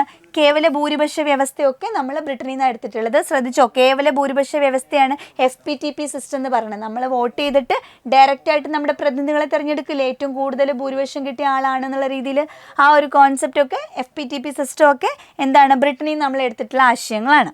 ഓക്കെ, ഇനി കാനഡയുടെ ഭരണഘടനയിൽ നിന്ന് നമ്മൾ കടം കൊണ്ടിട്ടുള്ള ആശയങ്ങൾ ഏതൊക്കെയാണെന്ന് നോക്കാം. കാനഡ എന്നുള്ളത് കുറച്ചേ ഉള്ളൂ. അപ്പോൾ കാനഡ പറയുമ്പോൾ എപ്പോഴും ഞാൻ പറയുന്ന ഒരു കാര്യമാണ്, നിങ്ങൾ കാന എന്ന് ഓർത്തിരിക്കുക. കാനയിൽ സാധാരണ എന്താ കൊണ്ട് നമ്മൾ ഡംപ് ചെയ്യുന്നത്? വേസ്റ്റാണ് അല്ലെ, അവശിഷ്ടങ്ങളാണ്. അപ്പോൾ ഈ അവശിഷ്ട അധികാരം എന്ന് പറയുമ്പോൾ തന്നെ അത് കാനയായിട്ടൊന്ന് കണക്ട് ചെയ്ത് വെച്ചോളണം. അവശിഷ്ട അധികാരങ്ങൾ, റെസിഡ്യുവൽ പവേഴ്സ് ഉണ്ടല്ലോ നമ്മുടെ യൂണിയൻ ലിസ്റ്റും കൺഗ്രൻ ലിസ്റ്റും സ്റ്റേറ്റ് ലിസ്റ്റിലും വരാത്തതൊക്കെ. അപ്പോൾ അവശിഷ്ട അധികാരങ്ങൾ കാനഡയാണ്. പിന്നെ ലിസ്റ്റിൽ യൂണിയൻ ലിസ്റ്റും സ്റ്റേറ്റ് ലിസ്റ്റും കാനഡയിൽ നിന്നാണ്. അപ്പോൾ യൂണിയൻ ലിസ്റ്റ്, സ്റ്റേറ്റ് ലിസ്റ്റ്, അവശിഷ്ട അധികാരവും കാനഡയിൽ നിന്നാണ്. ഫെഡറൽ സംവിധാനം കാനഡയിൽ നിന്നാണ് എടുത്തിട്ടുള്ളത്. ഫെഡറൽ കാനഡ, ഡായ് ഒന്ന് കണക്ട് ചെയ്ത് വെച്ചോ. ബ്രിട്ടനിൽ നിന്ന് റിട്ട് പറഞ്ഞ പോലെ കാനഡയിൽ നിന്ന് ഫെഡറൽ നിങ്ങളൊന്ന് ഓർത്ത് വെച്ചേക്ക്, ഒരു ഡാ കണക്ഷൻ നമുക്ക് ഇവിടെ കാണാം. പിന്നെ അവശിഷ്ട അധികാരം കാനഡ, ലിസ്റ്റുകൾ, സംസ്ഥാന ഗവർണർമാരുടെ നിയമനം കാനഡയാണ്, ഗവർണർമാരുടെ നിയമനം. സുപ്രീം കോടതിയുടെ അഡ്വൈസറി ജുറിസ്ഡിക്ഷൻ ഉണ്ടല്ലോ, ഉപദേശാധികാരം, അത് കാനഡയിൽ നിന്ന് എടുത്തിട്ടുള്ളത്. അപ്പോൾ കാനഡയിൽ നിന്ന് കുറച്ച് കാര്യങ്ങളുള്ളൂ, അത് പഠിച്ചു വെച്ചേക്കുക. ഒന്ന് ഡാ വരുന്നൊരു സംഭവമുണ്ട്, ഫെഡറൽ സിസ്റ്റം അല്ലേ. പിന്നെ എന്താണ് കാന, അവശിഷ്ട അധികാരം ഓർക്കുക. പിന്നെ ഗവർണർമാരുടെ നിയമനവും സുപ്രീം കോടതിയുടെ ഉപദേശാധികാരവും. യൂണിയൻ ലിസ്റ്റും സ്റ്റേറ്റ് ലിസ്റ്റും കാനഡയിൽ നിന്നാണ്. ഓക്കെ, ഇനി അയർലൻഡിൽ നിന്ന് എടുത്തിട്ടുള്ള കാര്യങ്ങൾ എന്തൊക്കെയാണെന്നാണ് അയർലൻഡിൽ നിന്ന് എടുത്തിട്ടുള്ളത്. എന്തൊക്കെയാണ്? മാർഗ്ഗനിർദ്ദേശ തത്വങ്ങൾ. നമ്മൾ DPSP ഇത് വളരെ ഇമ്പോർട്ടൻ്റ് ചോദിച്ചിട്ടുണ്ട് പലതവണ, എവിടെ നിന്നാണ് DPSP എടുത്തിട്ടുള്ളത് എന്നുള്ളത്. നമ്മുടെ നിർദ്ദേശ തത്വങ്ങൾ എടുത്തിട്ടുള്ള അയർലൻഡിൽ നിന്നാണ്. പ്രസിഡന്റിൻ്റെ എലക്ഷൻ, രാജ്യസഭയിലേക്ക് രാഷ്ട്രപതി നാമനിർദ്ദേശം ചെയ്യുന്നത്, രാഷ്ട്രപതി നോമിനേറ്റ് ചെയ്യില്ലേ 12 അംഗങ്ങളെ, ആ ഒരു കോൺസെപ്റ്റ് എവിടെ നിന്നാണ്? അയർലൻഡിൽ നിന്നാണ്. നമ്മുടെ നിർദ്ദേശക തത്വങ്ങൾ, മാർഗ്ഗനിർദ്ദേശ തത്വങ്ങൾ അയർലൻഡിൽ നിന്നാണ്. പ്രസിഡന്റിൻ്റെ എലക്ഷനും അയർലൻഡിൽ നിന്നാണ് എടുത്തിട്ടുള്ളത്. അപ്പോൾ അയർലൻഡിൻ്റെ 3 കാര്യങ്ങൾ: DPSP, election of president and nomination of members to Rajya Sabha from president അല്ലേ, പ്രസിഡന്റ് രാജ്യസഭയിലേക്ക് മെമ്പേഴ്സിനെ നോമിനേറ്റ് ചെയ്യുന്നത്. ഇത് 3 അയർലൻഡിൽ നിന്ന് എടുത്തിട്ടുള്ളത്. ഇനി ഓസ്ട്രേലിയയിൽ നിന്ന് എടുത്തിട്ടുള്ള കാര്യങ്ങൾ എന്തൊക്കെയാണ്? നമ്മുടെ കൺകറന്റ് ലിസ്റ്റ്. ഇപ്പോൾ യൂണിയൻ ലിസ്റ്റും സ്റ്റേറ്റ് ലിസ്റ്റും നമ്മൾ പറഞ്ഞു കാനഡയിൽ നിന്നാണ്. അവിടെ കൺകറന്റ് ലിസ്റ്റ് പറഞ്ഞില്ല. കൺകറന്റ് ലിസ്റ്റ് ഓസ്ട്രേലിയ ആയിട്ട് കണക്ട് ചെയ്യാം. ഓസ്ട്രേലിയ എന്ന് പറയുമ്പോൾ നമ്മുടെ മനസ്സിൽ ആദ്യം കങ്കാരുവിനെ വരത്തില്ലേ? കങ്കാരു അല്ലേ ഓസ്ട്രേലിയയിലെ മെയിൻ ഒരു ആനിമൽ. അപ്പോൾ കങ്കാരു, അത് കൺകറൻറ്റുമായിട്ടൊന്ന് കണക്ട് ചെയ്ത് വെക്കാം നിങ്ങൾക്ക്. അതൊരു കങ്കാരുവിനെ ഓർത്ത് വേറൊരു കാര്യം ഓർക്കാം. ഈ കങ്കാരുവിൻ്റെ അമ്മയും കുഞ്ഞും എപ്പോഴും ജോയിൻ്റ് ആയിട്ടല്ലേ ഇരിക്കുക, നമ്മൾ കാണുന്ന പിക്ചേഴ്സിലൊക്കെ ജോയിൻറ്റ്. അപ്പോൾ ജോയിൻറ്റ് സിറ്റിങ് ഈ കങ്കാരു വെച്ചിട്ട് ഓസ്ട്രേലിയയിലോട്ടാണെന്നൊന്ന് കണക്ട് ചെയ്ത് വെക്കാൻ വേണമെങ്കിൽ. സംയുക്ത സമ്മേളനം അഥവാ ജോയിൻറ്റ് സിറ്റിങ്, കൺകറന്റ് ലിസ്റ്റ്, പിന്നെ വ്യവസായ വാണിജ്യങ്ങൾക്കുള്ള സ്വാതന്ത്ര്യം, ട്രേഡിനൊക്കെയുള്ള ഒരു ഫ്രീഡം ഉണ്ടല്ലോ, അതും ഓസ്ട്രേലിയ എന്നാണ് എടുത്തിട്ടുള്ളത്. അപ്പോൾ ഓസ്ട്രേലിയയുടെ നമ്മൾ അപ്പം തന്നെ പഠിക്കുക. ചെറുതൊക്കെ നമുക്ക് പഠിച്ചു വെച്ചാൽ നമുക്ക് അറ്റ്ലീസ്റ്റ് എലിമിനേഷനിലൂടെയെങ്കിലും നമുക്ക് ആൻസറിലോട്ട് വരാൻ പറ്റും. കുറച്ച് കാര്യങ്ങളുള്ളതൊക്കെ ബൈഹാർട്ട് ചെയ്യാമല്ലോ ഉറപ്പായിട്ടും. അപ്പോൾ കാനഡയിൽ നിന്ന് എടുത്തിട്ടുള്ളത് ഫെഡറൽ സിസ്റ്റം, അവശിഷ്ടാധികാരം, യൂണിയൻ ലിസ്റ്റ്, സ്റ്റേറ്റ് ലിസ്റ്റ് എന്ന് പറഞ്ഞാൽ കൺകറന്റ് ലിസ്റ്റ് ഓസ്ട്രേലിയയിൽ നിന്നാണ്. പിന്നെ ജോയിൻറ്റ് സിറ്റിംഗ് ഓസ്ട്രേലിയയിൽ നിന്നാണ്. വ്യവസായ വാണിജ്യങ്ങൾക്കുള്ള സ്വാതന്ത്ര്യവും ഓസ്ട്രേലിയയിൽ നിന്നാണ് നമ്മൾ കടമെടുത്തിട്ടുള്ളത്. ഓക്കെ, ഇനി സമത്വം, സ്വാതന്ത്ര്യം, സാഹോദര്യം, റിപ്പബ്ലിക്, ഈ 4 ആശയവും ഫ്രാൻസിൽ നിന്നാണ്. സമത്വം, സ്വാതന്ത്ര്യം, സാഹോദര്യം, റിപ്പബ്ലിക്. അടുത്ത ചോദ്യത്തിലോട്ട് പോവാം. താഴെ തന്നിരിക്കുന്നത് ഇന്ത്യൻ ഭരണഘടനയുടെ ആമുഖത്തിൽ പരാമർശമില്ലാത്ത ആശയം ഏത്? ആമുഖത്തിൽ പറയാത്തതാണ് കേട്ടോ. സമത്വം, സാഹോദര്യം, ജനാധിപത്യം, വോട്ടവകാശം. പ്രിയാമ്പിളിൽ ഇക്വാലിറ്റി, ഫ്രെറ്റേണിറ്റി, ലിബർട്ടി ഒക്കെ പറയുന്നുണ്ട് അല്ലേ. സമത്വം ഉണ്ട്, സാഹോദര്യം ഉണ്ട്. ജനാധിപത്യം പറയുന്നുണ്ടോ? Democratic India, sovereign, socialist, secular, democratic republic of India എന്നല്ലേ പറയണേ. അപ്പോൾ അവിടെ ഡെമോക്രാറ്റിക് അഥവാ ജനാധിപത്യം ഉണ്ട്. ഇപ്പം ഇല്ലാത്തത് ഏതാ? വോട്ടവകാശമാണ്. വോട്ടവകാശം എന്നുള്ളൊരു കാര്യം നമ്മുടെ പ്രിയാമ്പിളിൽ പറഞ്ഞിട്ടില്ല. ഇത് പ്രീവിയസ് ക്വസ്റ്റ്യൻ ആണ് ഇതൊക്കെ. നെക്സ്റ്റ് ക്വസ്റ്റ്യൻ, ഇന്ത്യൻ ഭരണഘടനയുടെ ആമുഖവുമായി ബന്ധപ്പെട്ട തെറ്റായ പ്രസ്താവന അല്ലെങ്കിൽ പ്രസ്താവനകളാണ്. പ്രിയാമ്പിളിൽ നിന്ന് ചോദിച്ചിട്ടുള്ള ചോദ്യമാണ്. പ്രിയാമ്പിളിൽ നിന്ന് നമുക്ക് ചോദ്യം പ്രതീക്ഷിക്കാം. പ്രിയാമ്പിളിൽ നിന്നുള്ളൊരു ചോദ്യമാണ്. തെറ്റായ പ്രസ്താവനയാണ് കേട്ടോ പറയേണ്ടത് നിങ്ങൾ. അപ്പോൾ തെറ്റായെന്ന് കാണുമ്പോൾ അവിടെ നിങ്ങൾ അണ്ടർലൈൻ ചെയ്ത് വെച്ചോളണം. ചിലപ്പോൾ നമ്മൾ അതിന് മുന്നേ നോക്കിയിട്ടുള്ള ഒരു 10 ചോദ്യം ശരിയായതെന്നായിരിക്കും ചോദിച്ചിട്ടുണ്ടാവുക. അപ്പോൾ ഇതിങ്ങനെ ചെയ്ത് വരുമ്പോൾ ചിലപ്പോൾ നമ്മൾ നോട്ടീസ് ചെയ്യാതെ പോയി കഴിഞ്ഞാൽ നമ്മുടെ ശ്രദ്ധക്കുറവുകൊണ്ട് നമുക്കൊരു മാർക്ക് പോകും. അത് പോവാതിരിക്കാൻ വേണ്ടി ഏത് ചോദ്യം വായിക്കുമ്പോൾ നിങ്ങൾ 2 തവണ ചോദ്യം വായിക്കണം. ശരിയായതാണോ തെറ്റായതാണോ ചോദിച്ചിട്ടുള്ളതെന്നൊന്ന് ഉറപ്പ് വരുത്തണം. ഓക്കെ, ഇത് തെറ്റായതാണ് നമുക്ക് ആൻസർ ആയിട്ട് വേണ്ടത്. ബർബാരി കേസിലൂടെ ആമുഖം ഭരണഘടനയുടെ അവിഭാജ്യ ഘടകമല്ല എന്ന് പ്രസ്താവിച്ചു. അപ്പോൾ ബർബാരി കേസ് എന്താ നമ്മൾ അറിയണം. ആമുഖവുമായിട്ട് ബന്ധപ്പെട്ടൊരു കേസാണ്. ആ കേസിൽ പറഞ്ഞിരിക്കുന്നത് ഈ ആമുഖം നമ്മുടെ ഭരണഘടനയുടെ അവിഭാജ്യ ഘടകമല്ല. അങ്ങനെയാണോ പറഞ്ഞിട്ടുള്ളത്? കേന്ദ്ര ഗവൺമെൻറ്റും LICയും തമ്മിലുള്ള കേസിൽ ആമുഖം ഭരണഘടനയുടെ അവിഭാജ്യ ഘടകമാണെന്ന് പറയുന്നു. കോൺസ്റ്റിറ്റ്യൂഷൻ്റെ അവിഭാജ്യ ഘടകമാണെന്ന് പറഞ്ഞത് LIC കേസാണെന്ന് പറയണു. അപ്പോൾ നമുക്ക് LIC കേസും എന്താണെന്ന് അറിയണം. ഏതോ ഒരു കേസിൽ പറഞ്ഞിട്ടുണ്ട് preamble is a part of constitution, ഏതോ ഒരു കേസിൽ പറഞ്ഞിട്ടുണ്ട് preamble is not a part of constitution. അപ്പോൾ ഇത് ഏത് കേസിലാണ് എന്താണ് പറഞ്ഞതെന്നുള്ളത് കൃത്യമായിട്ട് അറിഞ്ഞാലേ നമുക്ക് ഇതിൻ്റെ ആൻസർ കൊടുക്കാൻ പറ്റും. അടുത്ത സ്റ്റേറ്റ്മെൻറ്റ് എന്താണ്? ആമുഖത്തിൽ ഗാന്ധിജിയുടെ പേര് ഉൾപ്പെടുത്തിയിരിക്കുന്നു. അത് നിങ്ങൾക്കറിയാലോ. ഗാന്ധിജിയുടെ പേരുണ്ടോ പ്രിയാമ്പിളിൽ? നമ്മുടെ പ്രിയാമ്പിൾ അറ്റ്ലീസ്റ്റ് ഒരു 3 തവണയെങ്കിലും നിങ്ങളൊന്ന് വായിച്ചു പോയി കഴിഞ്ഞാൽ തന്നെ കുറേ ക്വസ്റ്റ്യൻസ് നിങ്ങൾക്ക് ആൻസർ ചെയ്യാൻ പറ്റും, വൃത്തിയായിട്ട് വായിച്ചു പോയാൽ. എവിടെയെങ്കിലും കാഞ്ചിയുടെ പേര് മെൻഷൻ ചെയ്തിട്ടുണ്ടോ? ഇല്ല അല്ലേ? അപ്പോൾ നമുക്ക് 3 തെറ്റാന്ന് ഉറപ്പാണ്. മറ്റേ കേസിനെ പറ്റി നമുക്ക് ഐഡിയ ഇല്ല എന്ന് വിചാരിക്കുക. 3 തെറ്റാന്ന് കണ്ടുപിടിച്ചല്ലോ. നമുക്ക് തെറ്റായതല്ലേ വേണ്ടത്? നമ്മുടെ ആൻസറിൽ തെറ്റായ പ്രസ്താവന. ഇപ്പോൾ 3 എന്താണല്ലോ ആൻസറിൽ വേണം കേട്ടോ. 3 ഇല്ലാത്ത ഓപ്ഷനൊക്കെ നമുക്ക് കളയാം. 3 ഇല്ലാത്തത് ഇവിടെയുണ്ട്. 1, 2 നമ്മൾ കളഞ്ഞു. ഇനിയിപ്പോൾ എല്ലായിടത്തും 3 ഉണ്ട്, ബാക്കി 3 അല്ലേ? അപ്പോൾ ഇതിൽ ഏതായിരിക്കും? ഇവിടെ പറയണു 2, 3, ഇവിടെ പറഞ്ഞു 3, 4, ഇവിടെ 3 മാത്രമെന്ന് പറയുന്നു. അപ്പോൾ നമുക്ക് ബാക്കിനെ പറ്റിയിട്ടും അറിയാം. ഇതറിയാവോ നിങ്ങൾക്ക്? ആമുഖം ഒരിക്കൽ മാത്രമാണ് ഭേദഗതി ചെയ്തിട്ടുള്ളത്. 42 അമെൻമെൻറ്റുമാണ്. ഇതെല്ലാവർക്കും അറിയാമായിരിക്കും അല്ലേ? ആമുഖത്തിലെ ഏറ്റവും ഇമ്പോർട്ടൻ്റ് ആയിട്ടുള്ള പോയിൻ്റാണ് ആമുഖം ഒരിക്കൽ മാത്രമേ ഭേദഗതി ചെയ്തിട്ടുള്ളൂ. ഒരേ ഒരു തവണ മാത്രമാണ് 42 അമെൻമെൻ്റ് ആണത്. അപ്പോൾ ഇത് ശരിയാണ്, 4 ശരിയാണ്. നമുക്ക് വേണ്ടത് എന്താ? തെറ്റാണ് വേണ്ടത്. 4 നമുക്ക് വേണ്ട ആൻസറിൽ. അപ്പോൾ 4 ഉള്ളത് നമുക്ക് കട്ട് ചെയ്ത് കളയാം. ഇതാ, അപ്പോൾ നമുക്കിനി 50-50 ആണ്. ഒന്നല്ലെങ്കിൽ 2, 3 അല്ലെങ്കിൽ 3 ആണ് തെറ്റായത്. അപ്പോൾ 2 തെറ്റാണോ എന്ന് നമുക്ക് പരിശോധിക്കണം. 2 ഒന്നുകൂടെ വായിച്ചു നോക്കാം. കേന്ദ്ര ഗവൺമെൻറ്റും LIC തമ്മിലുള്ള കേസിൽ ആമുഖം ഭരണഘടനയുടെ അവിഭാജ്യ ഘടകമാണെന്ന് പ്രഖ്യാപിച്ചു. ഇത് ആക്ച്വലി ശരിയാട്ടോ. LIC കേസിൽ പറഞ്ഞു preamble is a part of constitution എന്നാണ് പറഞ്ഞിട്ടുള്ളത്. അതുപോലെ ബർബാരി കേസിൽ പറഞ്ഞേക്കുന്നത് it is not a part of constitution. ഇതും ശരിയാണ്. അപ്പോൾ ഇത് ശരിയാണെന്നുണ്ടെങ്കിൽ നമ്മുടെ ആൻസറിൽ തെറ്റ് ഒന്നേ ഉള്ളൂ. ഏതാ? 3 മാത്രമേ തെറ്റുള്ളൂ. ഗാന്ധിജിയുടെ പേര് പ്രിയാമ്പിളിൽ പറഞ്ഞിട്ടുണ്ടെന്നുള്ളതാണ് തെറ്റ്. അപ്പോൾ അറിയാത്തൊരു ഈ കേസ് ഇപ്പോൾ തന്നെ പഠിച്ചു വെച്ചോ. ബർബാരി കേസിൽ എന്ത് പറഞ്ഞു? ബർബാരി കേസിൽ പറഞ്ഞു അതൊരു ബെറുവാരി കേസ്, ഒരു വെറും കേസ്. അവിടെ ആമുഖത്തിനൊന്നും ഒരു പ്രാധാന്യം കൊടുക്കുന്നില്ല എന്ന് വിചാരിക്കാം. Preamble is not a part of constitution. ആമുഖം നമ്മുടെ ഭരണഘടനയുടെ അവിഭാജ്യ ഘടകം അല്ല എന്ന് പറഞ്ഞാണ് ബെറുവാരി കേസിൽ. എന്നാൽ LIC വന്നപ്പോൾ കുറച്ചും കൂടെ അവരത് കാര്യമായിട്ട് പഠിച്ചു. എന്നിട്ട് അവർ പറഞ്ഞു എന്താണ്? ഭരണഘടനയുടെ അവിഭാജ്യ ഘടകം തന്നെയാണ്. It's an important part, it's an integral part of the constitution എന്നായി. അവിഭാജ്യ ഘടകമാണ് പ്രിയാമ്പിൾ എന്ന് പറഞ്ഞത് LIC കേസിലാണ്. അല്ല എന്ന് പറഞ്ഞത് ബെർബാരി കേസിൽ, ആണെന്ന് പറഞ്ഞത് LIC കേസിൽ. ഓക്കെ, അപ്പോൾ നമ്മുടെ ആൻസർ 3 ആണ്. ഇപ്പോൾ ഈ കേസസ് വളരെ ഇമ്പോർട്ടൻ്റ് ആണ്. നമ്മൾ ലേറ്റസ്റ്റ് ആയിട്ടുള്ള ക്വസ്റ്റ്യൻ പേപ്പേഴ്സിലൊക്കെ പല കേസസും നമ്മൾ കാണുന്നുണ്ട്. പഴയ ക്വസ്റ്റ്യൻ പേപ്പറിൽ നിന്ന് നമ്മൾ പുതിയ ക്വസ്റ്റ്യൻ പേപ്പേഴ്സിലോട്ട് വരുമ്പോൾ നമുക്ക് ഈ കേസുകളുടെയൊക്കെ പേര് പ്രത്യക്ഷപ്പെടുന്നത് കാണുന്നുണ്ട്. സോ ഉറപ്പായിട്ടും നിങ്ങളത് വളരെ പ്രാധാന്യത്തോടെ പഠിച്ചോളാം. വിവിധ കേസുകളെ കുറിച്ച് ഞാൻ പറഞ്ഞുതരാം. ആമുഖം ഭരണഘടനയുടെ അവിഭാജ്യ ഘടകമല്ല എന്ന് സുപ്രീം കോടതി പ്രസ്താവിച്ച കേസാണ് ബർബാരി കേസ്. ഇയർ നോക്കി വെച്ചു 1960 ബെറുബാരിയിൽ ഒരു 6 ഉണ്ട്, 60-ൽ ഒരു 6 ഉണ്ട്. ഒന്ന് കണക്ട് ചെയ്യുക. 60-ലെ ബെറുബാരി കേസിൽ പറഞ്ഞു പ്രിയാമ്പിൾ വെറും അല്ലേ ഇതിൻ്റെ ഭാഗമല്ല എന്ന് പറഞ്ഞു. ആമുഖം ഇന്ത്യൻ ഭരണഘടനയുടെ ഭാഗമാണെന്നും അത് അടിസ്ഥാന ഘടന നിലനിർത്തിക്കൊണ്ട് തന്നെ ആർട്ടിക്കിൾ 368 ഉപയോഗിച്ച് അതിൽ ഭേദഗതി വരുത്താമെന്നും പറഞ്ഞ് സുപ്രീം കോടതി പറഞ്ഞ കേസ് ഏതാണെന്നൊരു ചോദ്യം.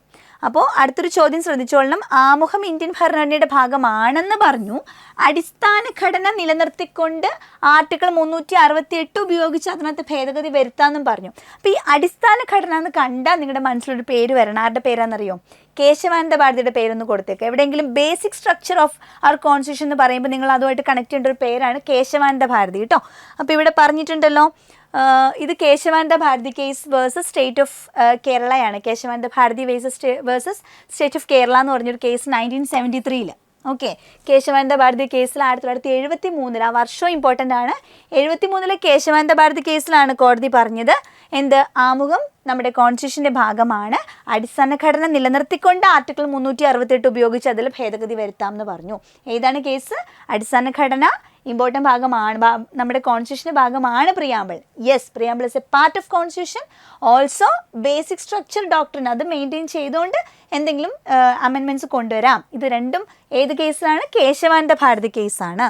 ഓക്കെ, ഇനി ആമുഖം ഭരണഘടനയുടെ ഭാഗമാണെന്ന് സുപ്രീം കോടതി ഒരിക്കൽ കൂടി അസന്നിഗ്ധമായിട്ട് പ്രഖ്യാപിച്ച കേസ്. വീണ്ടും ഇതേ ഒരു ഡിസ്കഷൻ വന്നപ്പോൾ കോടതി കൃത്യമായിട്ട് പറയുകയാണ് it's an integral part of the constitution. ഇനി അതിന് തർക്കം വേണ്ട, പ്രിയാമ്പിൾ കോൺസ്റ്റിറ്റ്യൂഷൻ്റെ ഒരു അവിഭാജ്യ ഘടകം തന്നെയാണെന്ന് കോടതി അസന്നിഗ്ധമായിട്ട് പ്രഖ്യാപിച്ച കേസാണ് നമ്മൾ ആദ്യം കണ്ട LIC ഓഫ് ഇന്ത്യ കേസ് 1995. അപ്പോൾ ഇനി ആ വിഷയത്തിൽ തർക്കമില്ല അല്ലേ? ആദ്യമേ തൊട്ടൊരു തർക്കമാണ്. 60-ൽ ബർബാരി കേസിൽ കോടതി പറഞ്ഞു അല്ല ആമുഖം ഭരണഘടനയുടെ ഭാഗമല്ല എന്ന് പറഞ്ഞു. 73-ൽ കേശവാനന്ദ ഭാരതി കേസ് വന്നപ്പോൾ പറഞ്ഞു ഭാഗമാണ്, അതിൽ മാറ്റം വരുത്തണമെങ്കിൽ ബേസിക് സ്ട്രക്ചർ അത് നിങ്ങൾ നോക്കിക്കൊള്ളണം എന്ന് പറഞ്ഞു. പിന്നെ 95-ലെ LIC കേസിൽ പറഞ്ഞു ഇത് ഇറ്റ്സ് എൻ ഇൻറ്റഗ്രൽ പാർട്ടാണെന്ന് കോടതി അസന്നിഗ്ധമായിട്ട് പ്രഖ്യാപിച്ചു കഴിഞ്ഞു. നോ തർക്കം ഇനി അല്ലേ? 95-ൽ പറഞ്ഞിട്ടുണ്ട് LIC കേസ്. 60, 73, 95 3 കേസിൻ്റെ ഇയർ ഓർത്തോളണം കേട്ടോ. അടുത്ത ചോദ്യം, കേശവാനന്ദ ഭാരതി കേസിൽ ചില തത്വങ്ങൾ ഭരണഘടനയുടെ അടിസ്ഥാന പ്രമാണങ്ങളാണെന്ന് സുപ്രീം കോടതി വിധിച്ചിരുന്നു. ഈ താഴെ പറയുന്നവയിൽ അടിസ്ഥാന പ്രമാണങ്ങളായിട്ട് അംഗീകരിക്കപ്പെട്ട തത്വങ്ങൾ ഏവ? ഇപ്പം അടിസ്ഥാന പ്രമാണങ്ങളിൽ മാറ്റം വരുത്തരുത് എന്ന് കേശവാനന്ദ ഭാരതി കേസിൽ പറഞ്ഞു എന്ന് പറഞ്ഞല്ലോ. ഈ അടിസ്ഥാന പ്രമാണങ്ങൾ ഏതൊക്കെയാണ്? ജനാധിപത്യം അടിസ്ഥാന പ്രമാണമാണോ ഇന്ത്യൻ ഭരണഘടനയുടെ? നമുക്കൊരു കോമൺ സെൻസ് വെച്ച് പറയാൻ പറ്റും അല്ലേ? നമ്മുടെ ഭരണഘടനയുടെ അടിസ്ഥാന പ്രമാണം തന്നെയാണ് ജനാധിപത്യം. മതേതരത്വം സെക്യുലറിസം, യെസ്, അതൊരു അടിസ്ഥാന പ്രമാണം തന്നെയാണ്. റിപ്പബ്ലിക്കൻ രീതിയിലുള്ള നമ്മുടെ ഗവൺമെൻറ് ഓഫ് കോഴ്സ് അല്ലേ, അടിസ്ഥാന പ്രമാണം തന്നെയാണ്. അപ്പോൾ ഇത് മൂന്നും അടിസ്ഥാന പ്രമാണത്തിൽ വരുന്നതാണ്. സോ മേൽപ്പറഞ്ഞവയെല്ലാം അടിസ്ഥാന പ്രമാണമാണ്. ഓക്കെ, അടുത്ത ചോദ്യം, ഭരണഘടന പൗരത്വം വ്യവസ്ഥകൾ പ്രകാരം ഇന്ത്യൻ പൗരത്വം ലഭിക്കുന്നതിന് അടിസ്ഥാനമല്ലാത്ത മാനദണ്ഡം ഏതെന്നാണ് കേട്ടോ. ഭരണഘടനയുടെ പൗരത്വ വ്യവസ്ഥകൾ പ്രകാരം ഒരാൾക്ക് ഇന്ത്യൻ പൗരത്വം ലഭിക്കുന്നതിന് അടിസ്ഥാനമല്ലാത്ത മാനദണ്ഡം ഏതെന്നാണ് ചോദിച്ചിട്ടുള്ളത്. അപ്പോൾ സിറ്റിസൺഷിപ്പിൽ നിന്നുള്ള ഒരു ക്വസ്റ്റ്യൻ ആണ്. ഇതിൽ പറഞ്ഞിട്ടുള്ളത് 1950 ജനുവരി 26 ശേഷം, റിപ്പബ്ലിക് ആയതിനു ശേഷം ഇന്ത്യൻ ഭൂപ്രദേശത്ത് ജനിച്ച വ്യക്തി ആയിരിക്കണം ഇന്ത്യൻ പൗരനാകാനുള്ള ഒരു കണ്ടീഷൻ. പിന്നെ പറയുന്നു മാതാപിതാക്കളിൽ ഒരാൾ ഇന്ത്യൻ പൗരനായിരിക്കണം എന്ന് പറയുന്നു. 18 വയസ്സ് പൂർത്തിയായിരിക്കണം എന്ന് പറയുന്നു. പിന്നെ പറയുന്നത് 5 വർഷമോ അതിലധികമോ കാലമായിട്ട് ഇന്ത്യൻ ഭൂപ്രദേശത്ത് താമസിക്കുന്ന ആളായിരിക്കണം എന്ന് പറഞ്ഞു. എന്നിട്ട് ചോദ്യം എന്താണ്? അടിസ്ഥാനമല്ലാത്ത, അത് നിങ്ങൾ അണ്ടർലൈൻ ചെയ്തോണം, അടിസ്ഥാനമല്ലാത്ത മാനദണ്ഡമാണ്.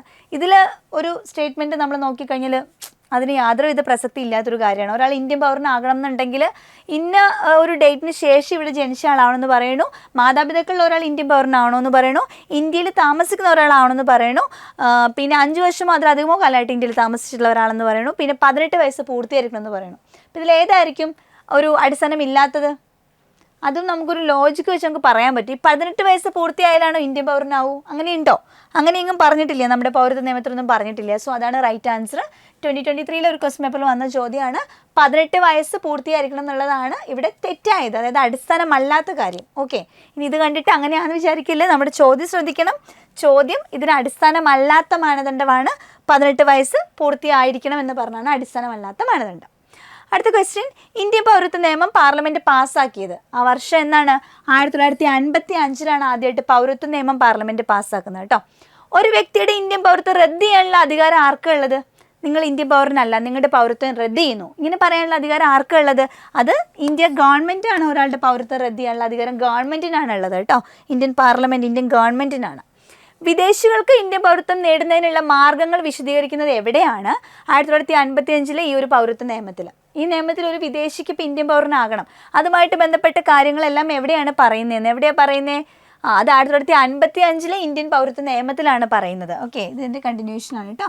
1955 ഇന്ത്യൻ പൗരത്വ നിയമത്തിലാണ് പറയുന്നത് വിദേശികൾക്ക് ഇന്ത്യൻ പൗരത്വം നേടുന്നതിനുള്ള മാർഗ്ഗങ്ങളെ വിശദീകരിക്കുന്നത്. 1955 ഇന്ത്യൻ പൗരത്വ നിയമത്തിലാണ് പറഞ്ഞിട്ടുള്ളത്. പൗരത്വത്തെ രണ്ടായിട്ട് നമുക്ക് തിരിക്കാം. നാച്ചുറൽ സിറ്റിസൺഷിപ്പും ആർജിത പൗരത്വവും. ഇത് അക്വയർഡ് സിറ്റിസൺഷിപ്പാണ്, ഇത് നാച്ചുറൽ സിറ്റിസൺഷിപ്പാണ്. നാച്ചുറൽ ആയിട്ടുള്ള നമ്മുടെ പൗരത്വമാണ്, സ്വാഭാവിക പൗരത്വമാണ്. ഇത് അക്വയർഡ് ആണ്, അതായത് ആർജിത പൗരത്വമാണ്. ജന്മനാൽ ലഭിക്കുന്ന പൗരത്വമാണ് സ്വാഭാവിക പൗരത്വം. ഒരു രാജ്യത്ത് നിലവിലുള്ള നിയമാനുസൃതമായ നടപടികൾ പാലിച്ചുകൊണ്ട് ഒരാൾ നേടുന്ന പൗരത്വമാണ് ആർജിത പൗരത്വം എന്ന് പറയുന്നത്. ഓക്കെ, അപ്പോൾ എന്താണ് ആർജിത പൗരത്വം എന്ന് പറയുന്നത്? ഒരു രാജ്യത്ത് ഇപ്പോൾ നിലവിലുള്ള നിയമാനുസൃത നടപടിക്രമങ്ങളൊക്കെ പാലിച്ചുകൊണ്ട് ഒരാൾ നേടുന്ന പൗരത്വമാണ്, അയാൾ നേടിയെടുക്കുന്നതാണ്. ഇവിടുത്തെ നിയമങ്ങളൊക്കെ പാലിച്ച് നമ്മുടെ രാജ്യത്ത് നിന്ന് നേടിയെടുക്കുന്ന പൗരത്വമാണ് ആർജിത പൗരത്വം. നമ്മുടെ ഇവിടെ ജനിക്കുമ്പോൾ കിട്ടുന്നതാണ് സ്വാഭാവിക പൗരത്വം. ഇന്ത്യൻ ഭരണഘടനയിൽ പ്രതിപാദിക്കുന്ന അനുച്ഛേദങ്ങൾ പൗരത്വവുമായിട്ട് ബന്ധപ്പെട്ടത് പൗരത്വത്തിൻ്റെ അനുച്ഛേദങ്ങളാണ് കേട്ടോ. ആർട്ടിക്കിൾസ് ഏതൊക്കെയാണെന്നാണ്? ആർട്ടിക്കിൾ 5 മുതൽ 11 വരെയാണ് പൗരത്വം പറയുന്നത്. നിങ്ങൾക്ക് അറിയാമായിരിക്കും, ചോദിച്ചിട്ടുണ്ട്. 5 തൊട്ട് 11 വരെ, 5 to 11 പൗരത്വമാണ്. എന്തൊക്കെയാണെന്ന് നമുക്കൊന്ന് ഓടിച്ചു നോക്കാം. ആർട്ടിക്കിൾ 5 ഭരണഘടന നിലവിൽ വന്ന സമയത്തെ പൗരന്മാരെ പറ്റിയിട്ട് പറയുന്നു. ആർട്ടിക്കിൾ 6 പാകിസ്ഥാനിൽ നിന്ന് ഇന്ത്യയിലേക്ക് കുടിയേറി പാർത്തവർക്കുള്ള പൗരത്വത്തിനുള്ള അവകാശമാണ്. പാകിസ്ഥാൻ ടു ഇന്ത്യ ഇങ്ങോട്ട് വന്നവരാണ് ആർട്ടിക്കിൾ 6 പറയണമെന്നുണ്ടെങ്കിൽ. 7 പറയണത് 47 ശേഷം പാകിസ്ഥാനിയായിട്ട് പോയിട്ട് തിരിച്ചിങ്ങോട്ട് വന്നവർ, പാകിസ്ഥാനിൽ കുടിയേറി പാർത്തിട്ട് പിന്നെ ഇങ്ങോട്ട് വന്നവരാണ്. അപ്പം 6 അവിടെ നിന്ന് നേരെ ഇങ്ങോട്ട് വന്നവർ, 7 ഇവിടെ നിന്ന് അവിടേക്ക് പോയിട്ട് പിന്നെ തിരിച്ച് വന്നവർ, അത് ഓർത്ത് വെച്ചോണേ. പിന്നെ ആർട്ടിക്കിൾ 8 പറയണത് ഇന്ത്യയിൽ ജനിക്കുകയും ഇന്ത്യക്ക് പുറത്ത് താമസിക്കുകയും ചെയ്യുന്ന ആളുകളുടെ പൗരത്വത്തിനുള്ള അവകാശം. ഇന്ത്യയിൽ ജനിച്ചു, പക്ഷേ ഇവർ താമസിക്കുന്നത് പുറത്താണ്. അപ്പം അങ്ങനെയുള്ളവരുടെ പൗരത്വത്തെ പറ്റിയിട്ട് പറയണത് ആർട്ടിക്കിൾ 8 പറയണത്. ഇനി ആർട്ടിക്കിൾ 9 പറയണത് വിദേശ പൗരത്വം സ്വീകരിച്ചിട്ടുള്ളവർക്ക് ഇന്ത്യൻ പൗരത്വം ഉണ്ടായിരിക്കില്ല എന്നാണ്. പിന്നെ അവർ ഇന്ത്യൻ പൗരന്മാരായിരിക്കില്ല എന്നാണ്. അതായത് ഇന്ത്യയിൽ ജനിച്ചു, അമേരിക്കയിൽ ജോലിക്ക് പോയി, കുറച്ച് കഴിഞ്ഞപ്പോൾ അവിടുത്തെ സിറ്റിസൺ ആയി കഴിഞ്ഞാൽ നമ്മുടെ പൗരത്വം ഓട്ടോമാറ്റിക്കലി പോകും. ഇവിടുത്തെ പൗരത്വം പിന്നെ ആൾക്ക് ഉണ്ടാവില്ല. അത് 9 പറയണത്, 9. അപ്പോൾ 5 ആ ഒരു ഇന്ത്യൻ പൗരത്വവുമായിട്ട് ബന്ധപ്പെട്ട് ആർട്ടിക്കിൾ 5 എന്താ പറയണത്? ഭരണഘടന നിലവിൽ വന്ന സമയത്തെ പൗരന്മാർ. 6 പറയുന്നത് ഇന്ത്യയിൽ നിന്ന് പാകിസ്ഥാനിൽ നിന്ന് ഇന്ത്യയിലേക്ക് വന്ന ആളുകളെ പറ്റിയിട്ട് പറയുന്നു. 7 ഇവിടുന്ന് അങ്ങോട്ട് പോയിട്ട് തിരിച്ചിങ്ങോട്ട് വന്നവരെ പറ്റിയിട്ട് പറയുന്നു. 8 ഇന്ത്യയിൽ ജനിക്കുകയും പുറത്ത് താമസിക്കുകയും ചെയ്യുന്ന പൗരന്മാരുടെ പൗരത്വത്തെ പറ്റിയിട്ട്. പിന്നെ 9 വിദേശ പൗരത്വം സ്വീകരിച്ചാലും നമ്മുടെ പൗരത്വം പോകുമെന്ന് പറഞ്ഞത്. 10 പൗരത്വത്തിനുള്ള അവകാശങ്ങളുടെ തുടർച്ച, കണ്ടിന്യൂറ്റിയാണ് പറഞ്ഞത്. 11 പറഞ്ഞത് പൗരത്വത്തിനുള്ള അവകാശം പാർലമെൻറ്റ് നിയമം വഴി ക്രമപ്പെടുത്താം എന്ന് പറഞ്ഞത് ആർട്ടിക്കിൾ 11. പാർലമെൻറ്റാണ് അതിൻ്റെ കാര്യങ്ങളൊക്കെ നോക്കുന്നതെന്ന് 11 പറയുന്നു. ഓക്കെ. ഇന്ത്യൻ ഭരണഘടന വിഭാവനം ചെയ്തിരിക്കുന്ന പൗരത്വം ഏകപൗരത്വമാണ്. ബ്രിട്ടനിൽ നിന്നാണ് എടുത്തിട്ടുള്ളത്, നമുക്കറിയാലോ. ഇനി പൗരത്വ ഭേദഗതി നിയമം പാസ്സാക്കിയത് എന്നാണ്? അത് പാസ്സാക്കിയത് 2019 ഡിസംബർ മാസം 11 പൗരത്വ ഭേദഗതി അമെൻമെൻറ്റ്, സിറ്റിസൺഷിപ്പ് അമെൻമെൻറ്റ് ആക്ട് 2019 വന്നു. അത് ഡിസംബർ 11 പാസ്സാക്കിയത്. പൗരത്വ ഭേദഗതി നിയമം പാസ്സാക്കി അത് നിലവിൽ വന്നത് ജനുവരി 10, 2020. പൗരത്വ ഭേദഗതി നിയമം 2019 ഡിസംബർ മാസത്തിലാണ് പാസ്സാക്കുന്നത്. ഡിസംബർ മാസം 11 ആ നിയമം പാസ്സാക്കുന്നത്. ഡിസംബർ 11 തൊട്ടടുത്ത മാസം ജനുവരിയിലാണ് നിലവിൽ വരുന്നത്. അപ്പോൾ വർഷം 2020 2020 ജനുവരി 10 നിലവിൽ വന്നത്. ഓക്കെ. പാർലമെൻറ്റ് പാസ്സാക്കിയ 1955 പൗരത്വ നിയമം അനുസരിച്ച് ഒരു വ്യക്തിക്ക് 5 രീതിയിൽ നമ്മുടെ പൗരത്വം നേടാം.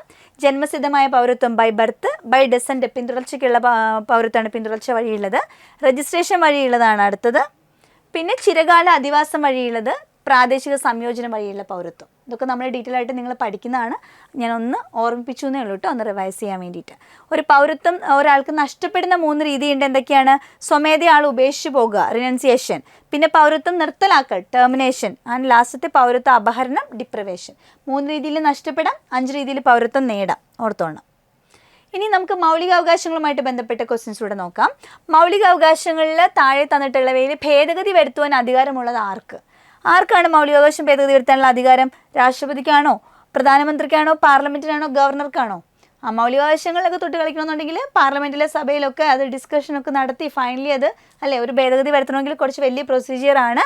അപ്പോൾ അത് പാർലമെൻറ്റിനാണ് കേട്ടോ നമ്മുടെ മൗലികാവകാശങ്ങളിലെ ഭേദഗതി. കാരണം അത് അടിസ്ഥാന ഘടനയാണ് അല്ലേ മൗലികാവകാശം എന്ന് പറഞ്ഞത്. അപ്പോൾ അതിനുള്ള ഭേദഗതി വരുത്താനുള്ള അധികാരം ഉള്ളത് പാർലമെൻറ്റിനാണ്. താഴെ നൽകിയിട്ടുള്ളവയിൽ സ്വാതന്ത്ര്യത്തിനുള്ള അവകാശങ്ങൾ ഉൾപ്പെടാത്തത് ഏത്? ശ്രദ്ധിച്ച് വായിക്കണേ. വിദ്യാഭ്യാസത്തിനുള്ള അവകാശം, ചില കേസുകളുമായിട്ട് ബന്ധപ്പെട്ട് ശിക്ഷയിൽ നിന്നുമുള്ള ഒരു പരിരക്ഷ, പിന്നെ ജീവനും വ്യക്തി സ്വാതന്ത്ര്യത്തിനുള്ള അവകാശം, അയിത്ത നിർമ്മാർജ്ജനം. ആർട്ടിക്കിൾ നോക്കിയപ്പോൾ നിങ്ങൾക്കിത് മനസ്സിലാക്കാൻ പറ്റണം. ആർട്ടിക്കിൾ സമത്വം പറഞ്ഞത് 14 തൊട്ട് 18 വരെയാണ്, 19 തൊട്ട് 22 വരെയാണ് സ്വാതന്ത്ര്യം. ഇതിൽ ഏതെങ്കിലും ഈ പറഞ്ഞ ആർട്ടിക്കിളിൽ ഈ 19 തൊട്ട് 22 വരെ ഉള്ളതിൽ ഇല്ലാത്തതുണ്ടോ എന്ന് സൂക്ഷിച്ച് വായിച്ചു നോക്കിയേ. അയിത്ത നിർമ്മാർജ്ജനം ആർട്ടിക്കിൾ ഏതാ? ആർട്ടിക്കിൾ 17 അല്ലേ അയിത്ത നിർമ്മാർജ്ജനം അല്ലേ? ആർട്ടിക്കിൾ 17 സമത്വത്തിൽ വരുന്നതാണ്. അപ്പോൾ ഇത് സ്വാതന്ത്ര്യത്തിനുള്ള അവകാശങ്ങൾ ഉൾപ്പെടാത്തതാണ്. ഈ നാലാമത്തത് അതിനകത്ത് വരുന്നില്ല അല്ലേ? അപ്പം 4 ഓപ്ഷനിൽ ഉണ്ടെങ്കിൽ അത് 3 ഓപ്ഷനിൽ 4 ഉണ്ട്. ബി സി ഡിയിൽ 4 ഉണ്ട്. 4 മാത്രമാണ് ഇവിടുത്തെ ആൻസർ കേട്ടോ. ബാക്കിയെല്ലാം നമുക്ക് നോക്കിയാൽ അറിയാം. വിദ്യാഭ്യാസത്തിനുള്ള അവകാശം 21A ആണ്, ഇതിൻ്റെ അകത്ത് വരുന്നതാണ്, സ്വാതന്ത്ര്യത്തിൽ വരുന്നതാണ്. നിങ്ങൾ 19 മാത്രം ഓർക്കും ചില ആളുകൾ സ്വാതന്ത്ര്യം എന്ന് പറയുമ്പോൾ. അതുകൊണ്ട് ഞാൻ എടുത്ത് പറഞ്ഞ് 19 തൊട്ട് 22 വരെയുള്ളത് സ്വാതന്ത്ര്യത്തിൻ്റെ അണ്ടറിൽ വരുന്നതാണ്, മറക്കരുത്. ചില കേസുമായിട്ട് ബന്ധപ്പെട്ട് ശിക്ഷയിൽ നിന്നുമുള്ള പരിരക്ഷ, അത് സ്വാതന്ത്ര്യത്തിൻ്റെ അകത്ത് വരുന്നതാണ്. ജീവനും വ്യക്തി സ്വാതന്ത്ര്യത്തിനുള്ള ആർട്ടിക്കിൾ 21 അതിൽ വരുന്നതാണ്. അടുത്ത ക്വസ്റ്റ്യൻ നോക്കാം. താഴെ പറയുന്നവയിൽ അനുച്ഛേദങ്ങളുമായിട്ട് ബന്ധപ്പെട്ട് ശരിയായ പ്രസ്താവന. അഗെയിൻ അനുച്ഛേദം 20 ഒരു കുറ്റത്തിന് ഒന്നിലധികം പ്രാവശ്യം ഒരു വ്യക്തിയെ ശിക്ഷിക്കാൻ പാടില്ല, ഡബിൾ ജെപ്പേർഡി അല്ലേ? അതാണ് ആർട്ടിക്കിൾ 20 പറയുന്നത്. 14 നിയമവിധേയമല്ലാത്ത അറസ്റ്റിനും തടങ്കലിനുമെതിരെയുള്ള സംരക്ഷണം. 14 അറസ്റ്റിനും തടങ്കലിനെതിരെയുള്ള സംരക്ഷണമാണോ? 14 എല്ലാവർക്കും അറിയായിരിക്കും. എന്താ? Equality before law and equal protection of law, സമത്വമാണ്. ഇതെന്തായാലും തെറ്റാണ് അല്ലേ? നമ്മുടെ ശരിയായതാ ചോദിച്ചേക്കണേ. നമുക്ക് ബി വരാൻ പാടില്ല കേട്ടോ. ആൻസറിൽ ബി വരാൻ പാടില്ല. ബി ഉള്ളത് നമുക്ക് കളയണം. നമ്മളോട് ഇവിടെ ഒന്നിൽ കൂടുതൽ ഇല്ലയെന്ന് എനിക്ക് തോന്നുന്നു അല്ലേ? ചോദ്യം ഏതെങ്കിലും ഒരെണ്ണേ ഉള്ളൂ തെറ്റെന്ന് പറയണത്. ശരിയായ പ്രസ്താവന നമ്മോട് ചോദിച്ചേക്കുന്നത്. അപ്പം 20 ശരിയാണോ? 20 ശരിയാണോ? അടുത്ത 22 ആർട്ടിക്കിൾ 22 പറഞ്ഞത് സർക്കാർ ഉദ്യോഗങ്ങളിലെ പൗരന്മാർക്ക് അവസര സമത്വം. അത് ശരിയാണോ? അവസര സമത്വമൊക്കെ പറഞ്ഞത് എവിടെയാണ് സമത്വത്തിൻ്റെ കൂടെ വരുന്നത്? 14 സമത്വം, ഇക്വാലിറ്റി ബിഫോർ ലോ. 15 വിവേചനം പാടില്ല. 16 അവസര സമത്വം വരുന്നത്. ഇതും തെറ്റാണ്. ആർട്ടിക്കിൾ 18 ജീവിക്കാനുള്ള അവകാശമാണോ? അത് ആർട്ടിക്കിൾ 21 ആർട്ടിക്കിൾ 18 ടൈറ്റിലാണ്, ടൈറ്റിൽ പാടില്ല എന്നാണ്. അപ്പോൾ സി തെറ്റാണ്, ഡി തെറ്റാണ്. നമ്മുടെ ചോദ്യം എന്താണ്? വീണ്ടും ശരിയായതാണ്. അപ്പോൾ ഒരെണ്ണേ ശരിയുള്ളൂ. അപ്പോൾ ഏതാ ശരിയുള്ളത്? എ മാത്രമേ ശരിയുള്ളൂ. കാരണം പിന്നെ നമ്മൾ കണ്ട ബി, സിയും ഡിയും തെറ്റാണ്. അപ്പോൾ ആദ്യത്തേത് ശരിയാണ്. എന്താണ്? ഒരു കുറ്റത്തിന് ഒന്നിലധികം പ്രാവശ്യം ഒരു വ്യക്തിയെ ശിക്ഷിക്കാൻ പാടില്ല എന്ന് പറയുന്നത് ഏതാണ്? ആർട്ടിക്കിൾ 20 അത് ശരിയാണ്. ഓക്കെ. നിയമത്തിന് മുമ്പിൽ എല്ലാവരും തുല്യരാണ്, തുല്യ നിയമപരിരക്ഷയാണ് ആർട്ടിക്കിൾ 14 പറയുന്നത്. ആർട്ടിക്കിൾ പദവി നാമങ്ങൾ നിർത്തലാക്കുക, ഇതൊക്കെ എന്താണ്? ആർട്ടിക്കിൾ 18 വരുന്നതാണ്, പദവിയൊക്കെ നിർത്തലാക്കുക എന്നുള്ളത് കേട്ടോ. ഇത് ആർട്ടിക്കിൾ 18 വരുന്നത് കേട്ടോ. പദവി എന്ന് പറയുമ്പോൾ അക്കാഡമിക് പദവി ഒഴികെയുള്ളതാണ്. നിയമവിധേയമല്ലാത്ത അറസ്റ്റിനും തടങ്കലിനുമെതിരെയുള്ള സംരക്ഷണമാണ് 22 പറയുന്നത്. നെക്സ്റ്റ് ക്വസ്റ്റ്യൻ, ഇന്ത്യയുടെ മാഗ്ന കാർട്ട എന്ന് വിശേഷിപ്പിക്കുന്ന എന്തിനെയാണ് മാഗ്ന കാർട്ട? റിപ്പീറ്റ് ക്വസ്റ്റ്യൻ ആണ്. മൗലിക അവകാശങ്ങളാണ് ഇന്ത്യയുടെ മാഗ്ന കാർട്ട. അത് പലതവണ ചോദിച്ചിട്ടുണ്ട് PSC. മൗലികാവകാശങ്ങൾക്ക് പല വിശേഷണങ്ങളുണ്ട്. ഇന്ത്യയുടെ മാഗ്ന കാർട്ട മൗലികാവകാശങ്ങളാണ്. സ്വാതന്ത്ര്യത്തിൻ്റെ വിളക്കുകൾ എന്ന് വിളിക്കുന്ന മൗലികാവകാശങ്ങളെയാണ്. ഇന്ത്യൻ ഭരണഘടനയുടെ ആണികൾ എന്ന് വിളിക്കുന്നത് മൗലികാവകാശങ്ങളെയാണ്. മൗലികാവകാശങ്ങളിലെ അവസര സമത്വം ഉൾക്കൊള്ളുന്ന വകുപ്പ് ഏത്? ഇപ്പം നമ്മൾ പറഞ്ഞൂലേ, അവസര സമത്വം ഏതാണ്? ആർട്ടിക്കിൾ 16 അവസര സമത്വം. പൊതു നിയമങ്ങളിലെ അവസര സമത്വം ഉറപ്പു നൽകുന്ന വകുപ്പ് ഏത്? വീണ്ടും ചോദിച്ചിട്ടുള്ളൊരു ചോദ്യമാണ്. ആർട്ടിക്കിൾ 16. മതം, വർഗം, ജാതി, ലിംഗം, പിന്തുടർച്ച, ജന്മസ്ഥലം, വാസസ്ഥലം എന്നിവയുടെ അടിസ്ഥാനത്തിൽ മാത്രം ഒരു പൗരനും പൊതു നിയമങ്ങളിൽ വിവേചനം പാടില്ല എന്ന് ആർട്ടിക്കിൾ 16 അനുശാസിക്കുന്നുണ്ട്. അതായത് ഒരു പൊതു നിയമനങ്ങളിൽ വിവേചനം പാടില്ല. പബ്ലിക് എംപ്ലോയ്മെൻറ്റിൽ ആർക്കും ഒരു ഡിസ്ക്രിമിനേഷൻ പാടില്ല എന്ന് പറയുന്നുണ്ട് ആർട്ടിക്കിൾ 16. എന്നാൽ ചില നിയമനങ്ങളിൽ ചില എക്സംഷൻസ് ഉണ്ട്, അതും കൂടെ ഒന്ന് അറിഞ്ഞു വെച്ചേക്കുക. വാസസ്ഥലം പാർലമെൻറ്റിൻ്റെ മാനദണ്ഡമായിട്ട് പരിഗണിക്കാം. അതായത് ഇപ്പോൾ ചില സ്ഥലങ്ങളിൽ ആ നാട്ടിലുള്ള ആളുകൾക്ക് ജോലി കൊടുക്കുക എന്നുള്ള ചില കേസൊക്കെ വരാറുണ്ട്. അതിനെ പറ്റിയിട്ടൊക്കെ 16(3) പറഞ്ഞിട്ടുണ്ട്. ചില നിയമനങ്ങളിലാണ് കേട്ടോ അങ്ങനെ. പിന്നാക്ക സമുദായത്തിനായിട്ട് സംവരണം ഉണ്ടല്ലോ. അപ്പോൾ ചോദിക്കത്തില്ല, അപ്പോൾ ജാതിയുടെ മതത്തിൻ്റെ ഒക്കെ ബേസിൽ വിവേചനം പാടില്ല എന്ന് പറഞ്ഞിട്ട് എന്താ SC/STക്ക് പ്രിഫറൻസ്? അങ്ങനെ ചില എക്സംഷൻസ് പറയുന്നുണ്ട്. 16(4) അതിനെ പറ്റിയിട്ട് പറയുന്നുണ്ട്. അതുപോലെ ചില പ്രത്യേക മതവിഭാഗങ്ങൾക്കായിട്ട് മതസ്ഥാപനങ്ങളിലും സംവരണമുണ്ട്. ഇപ്പോൾ ചില മതസ്ഥാപനങ്ങളിലൊക്കെ ആ മതത്തിലുള്ള ആളുകളെ എടുക്കുക എന്നുള്ള ചില കാര്യങ്ങൾ വരുന്നുണ്ടല്ലോ. അപ്പോൾ അതും അതിനെ പറ്റിയിട്ടൊക്കെ 16(5) പറയുന്നുണ്ട്. അപ്പോൾ ചില എക്സംഷൻസ് ഉണ്ട് എന്നുള്ള ഓർത്ത് വെച്ചേക്കാം.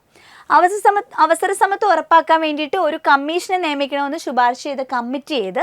സച്ചാർ കമ്മിറ്റിയാണ് എന്ത്? അവസര സമത്വം ഉറപ്പാക്കാൻ ഒരു കമ്മീഷനെ നിയമിക്കണമെന്ന് പറഞ്ഞ കമ്മിറ്റിയാണ് സച്ചാർ കമ്മിറ്റി. ഇനി ഇന്ത്യയിലെ മുസ്ലിങ്ങളുടെ സാമൂഹിക സാമ്പത്തിക വിദ്യാഭ്യാസ സ്ഥിതിയെക്കുറിച്ച് പഠിക്കാൻ നിയമിക്കപ്പെട്ട 7 കമ്മിറ്റി ഏതാണെന്ന് ചോദിച്ചാലും സച്ചാർ കമ്മിറ്റിയാണ് അവസര സമത്വം ഉറപ്പാക്കാനായിട്ടൊരു കമ്മീഷൻ നിയമിക്കണമെന്ന് പറഞ്ഞതും. അതുപോലെ മുസ്ലിങ്ങളുടെ സാമൂഹിക സാമ്പത്തിക വിദ്യാഭ്യാസ സ്ഥിതിയെക്കുറിച്ച് പഠിക്കാൻ നിയമിക്കപ്പെട്ട 7 കമ്മിറ്റി ഏതാണ്? സച്ചാർ കമ്മിറ്റിയാണ്. ഓക്കെ. താഴെ പറയുന്നവയിൽ സ്വാതന്ത്ര്യത്തിനുള്ള അവകാശം എന്ന മൗലികാവകാശവുമായിട്ട് ബന്ധപ്പെട്ട ആശയം ഏത്? സ്വാതന്ത്ര്യമാണ് കേട്ടോ. മതഭാഷാ ന്യൂനപക്ഷങ്ങൾക്ക് സ്വന്തം ഇഷ്ടപ്രകാരം വിദ്യാഭ്യാസ സ്ഥാപനം ആരംഭിക്കാം. ഇത് സ്വാതന്ത്ര്യത്തിൽ വരുന്നതാണോ? ഇത് റിലീജിയൻ, റൈറ്റ് ടു റിലീജിയൻ വേറെ ഉണ്ട്. അപ്പോൾ ഇതല്ല കേട്ടോ. നമുക്ക് ബന്ധപ്പെട്ട ആശയമാണ് ചോദിച്ചിട്ടുള്ളത്. സ്വതന്ത്രമായി ഏത് മതത്തിലും വിശ്വസിക്കാനും ആചരിക്കാനും പ്രചരിപ്പിക്കാനുള്ള അവകാശം എവിടെ വരുന്നതാണ്? മതസ്വാതന്ത്ര്യത്തിൽ വരുന്നതാണ്. അപ്പം നമ്മുടെ സ്വാതന്ത്ര്യത്തിൽ വരുന്നതല്ല, അത് റിലീജിയനിൽ വരുന്നതാണ്. പൊതു നിയമനങ്ങളിലെ അവസര സമത്വത്തിൽ വരുന്നതാണ് അല്ലേ. പിന്നെ ഏതാണ്? അന്യായമായ അറസ്റ്റിനും തടങ്കലിനും എതിരായ സംരക്ഷണം. ഈ അറസ്റ്റിനും തടങ്കലിനും എതിരായ സംരക്ഷണം വരുന്നത് സ്വാതന്ത്ര്യത്തിൽ വരുന്നതാണ്. അപ്പോൾ അതാണ് റൈറ്റ് ആൻസർ കേട്ടോ. ഇന്ത്യൻ ഭരണഘടനയുടെ ആർട്ടിക്കിൾ 21A 6 മുതൽ 14 വയസ്സ് വരെയുള്ള കുട്ടികൾക്ക് സൗജന്യവും നിർബന്ധവുമായ വിദ്യാഭ്യാസം ഒരു മൗലികാവകാശമായി ഉറപ്പ് നൽകുന്നു. ഏത് ഭരണഘടനാ ഭേദഗതി നിയമം അനുസരിച്ചിട്ടാണ് ഈ വകുപ്പ് ഭരണഘടനയിൽ ഉൾപ്പെടുത്തിയത്? 21A ആണ്, നേരത്തെ ഉണ്ടായിരുന്നതല്ല, ഒരു അമെൻമെൻറ്റ് വഴി വന്നതാണ്. അപ്പോൾ വിദ്യാഭ്യാസം മൗലികാവകാശമാക്കിയ അമെൻമെൻറ്റ് ഏതാണ്? ഇമ്പോർട്ടൻ്റ് അമെൻമെൻറ്റ്സിലൊക്കെ നമ്മൾ പഠിക്കേണ്ടതാണ്. ഏതാണ്? 86, 42, 105, 38. നിങ്ങൾക്ക് അറിയാമായിരിക്കും ഏതാണ്? 86-ാം ഭേദഗതിയാണ്. അതിലൂടെയാണ് വിദ്യാഭ്യാസത്തിനെ കൊണ്ടുവരുന്നത്. ഇന്ത്യയിലെ വിദ്യാഭ്യാസ അവകാശ നിയമം നിലവിൽ വന്നത് ഏപ്രിൽ 1 കേട്ടോ. 2010 ഏപ്രിൽ 1 വിദ്യാഭ്യാസ അവകാശ നിയമം നിലവിൽ വന്നത്. 2010 ഏപ്രിൽ 1 പഠിച്ചു വെച്ചോളണം. 2010 ഏപ്രിൽ 1 വിദ്യാഭ്യാസ അവകാശ നിയമം ആർട്ടിക്കിൾ 21A ചുവട് പിടിച്ച് പാർലമെൻറ്റ് പാസ്സാക്കിയ നിയമമാണ്. ഈ നിയമം പാർലമെൻറ്റ് പാസ്സാക്കിയത് 2009 ഓഗസ്റ്റ് 26. ഇത് നിലവിൽ വന്നത് 2010 ഏപ്രിൽ 1. ഒരു വെക്കേഷൻ സ്റ്റാർട്ട് ചെയ്യുമ്പോഴാണെന്ന് ഓർക്കുക നമ്മുടെ വിദ്യാഭ്യാസ നിയമം നിലവിൽ വന്നത് 2010 ഏപ്രിൽ 1. Parliament പാസ്സാക്കിയത് 2009 August 26. മുന്നത്തെ വർഷമാണ് ഓഗസ്റ്റ് 26. നിലവിൽ വന്നത് 10 ഏപ്രിൽ 1. വിദ്യാഭ്യാസാവകാശ ഭേദഗതി അത് പിന്നെ ഒരു അമെൻമെൻറ്റ് വന്നല്ലോ, അത് 2019 ജനുവരി 3-നാണ് അത് പാസ്സാക്കിയത്. അതിൽ ജനുവരി 10-നാണ് പ്രസിഡന്റ് ഒപ്പുവെച്ചിട്ടുള്ളത്. 2019 വിദ്യാഭ്യാസ നിയമത്തിൻ്റെ ഭേദഗതി നിയമം പാർലമെൻറ്റ് പാസ്സാക്കിയത് 2019 ജനുവരി 3-നും അത് ഒപ്പുവെച്ചത് 2019 ജനുവരി 10-നുമാണ്. ഓക്കെ, ഒരു വ്യക്തി അയാൾക്ക് അർഹതയില്ലാത്ത ഉദ്യോഗം വഹിക്കുന്നതിനെ തടയാനുള്ളത് റിറ്റിന് ഉള്ള ചോദ്യമാണ് കേട്ടോ. അയാൾക്ക് അർഹതയില്ലാത്ത ഉദ്യോഗം വഹിക്കുന്നത് തടയാനുള്ളത് ഏത് റിറ്റാണ്? അതിൻ്റെ ആൻസർ കോ വാറൻറ്റോയാണ്. ഈ ചോദ്യം റിപ്പീറ്റഡായിട്ട് ചോദിച്ചിട്ടുണ്ട്, നിങ്ങൾ പഠിച്ചു വെച്ചോണം. ഒരു വ്യക്തിക്ക് അയാൾക്ക് അർഹതയില്ലാത്ത ഉദ്യോഗം വഹിക്കുന്നതിനെ തടയുന്നതാണ് കോ വാറൻറ്റോ കേട്ടോ.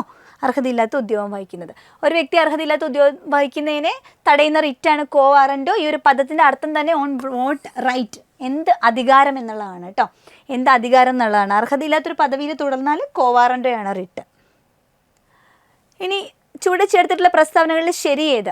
കീഴ്ക്കോടതികൾക്ക് മേൽ ചുമത്തുന്ന പ്രത്യേക ഉത്തരവുകളാണ് പ്രൊഹിബിഷൻ. ഇപ്പോൾ 2 കോടതിയുമായിട്ട് ബന്ധപ്പെട്ടാണ് ഓർത്തോളണം. പ്രൊഹിബിഷനും സെർഷ്യോറി, മേൽക്കോടതി കീഴ്ക്കോടതിക്ക് മേലെ ചുമത്തുന്നതാണ്. അപ്പോൾ ഇത് ശരിയാണേ, നമ്മളോട് ശരിയായതാണ് ചോദിച്ചിട്ടുള്ളത്. അറസ്റ്റ് ചെയ്യപ്പെട്ട വ്യക്തിയെ ഹാജരാക്കുവാൻ ഇറക്കുന്ന ഉത്തരവാണ് ഹേബിയസ് കോർപ്പസ്. എല്ലാവർക്കും അറിയാമായിരിക്കും അല്ലേ? അത് ശരിയാണ്. ഒരു ഉദ്യോഗസ്ഥന് മേൽ ചുമത്തുന്ന പ്രത്യേക ഉത്തരവാണ് മാൻഡമസ്. ആണോ? മാൻഡമസ് എന്താണ്? വി കമാൻഡ് എന്നുള്ളതാണ്. ഒരു ഉദ്യോഗസ്ഥനോട് അയാൾക്കെതിരെ അല്ലെങ്കിൽ അയാളുടെ മേലെ ചുമത്തുന്ന ഒരു ഉത്തരവ് തന്നെയാണ്. അയാളുടെ ഡ്യൂട്ടി കറക്റ്റായിട്ട് ചെയ്യാൻ വേണ്ടിയിട്ട് പറയുന്നതാണ് മാൻഡമസ്. അപ്പോൾ ഇത് 3 ശരിയാണ് കേട്ടോ. 3 ഹേബിയസ് കോർപ്പസ് അറിയാം, അന്യായമായിട്ട് തടങ്കലിരിക്കുന്ന ആളെ വിട്ടുകിട്ടാൻ വേണ്ടിയിട്ടാണ്. മേൽക്കോടതി കീഴ്ക്കോടതിക്ക് മേലെ കൊടുക്കുന്ന അയാളെ കീഴ്ക്കോടതിനെ തടയുന്നതാണ് പ്രൊഹിബിഷൻ. അതുപോലെ ഒരു ഉദ്യോഗസ്ഥന് മേലെ ചുമത്തുന്ന പ്രത്യേക ഉത്തരവാണ്, അയാളുടെ ഡ്യൂട്ടി ചെയ്യാൻ പറഞ്ഞുകൊണ്ട് ഒരു ഉത്തരവ് കൊടുക്കുന്നതാണ് മാൻഡമസ്. പിന്നെ അയാൾക്ക് അർഹമല്ലാത്ത ഒരു പദവിയിൽ തുടരുന്നതിന് ചോദ്യം ചെയ്യുന്നതാണ് കോ വാറൻറ്റോ. ഓക്കെ, അതിനെ തടയുന്നതാണ്. അപ്പോൾ നമ്മൾ ഏതൊക്കെ ടോപ്പിക്സിലുള്ള ക്വസ്റ്റ്യൻസ് ആണ് കണ്ടത്? ഭരണഘടനാ നിർമ്മാണ സഭ, അതുപോലെ നമ്മുടെ പൗരത്വം കണ്ടു, പിന്നെ മൗലിക അവകാശങ്ങളുമായിട്ട് ബന്ധപ്പെട്ട് മറ്റ് രാജ്യങ്ങളിൽ നിന്ന് ഇന്ത്യ കടമെടുത്ത ആശയങ്ങളുമായിട്ട് ബന്ധപ്പെട്ട ചോദ്യങ്ങൾ, റിട്ട് എന്നുള്ള ചോദ്യങ്ങളും കണ്ടു. വളരെ ഇമ്പോർട്ടൻ്റ് ആയിട്ടുള്ള കുറച്ച് ഏരിയാസാണ് നമ്മൾ കവർ ചെയ്തത്.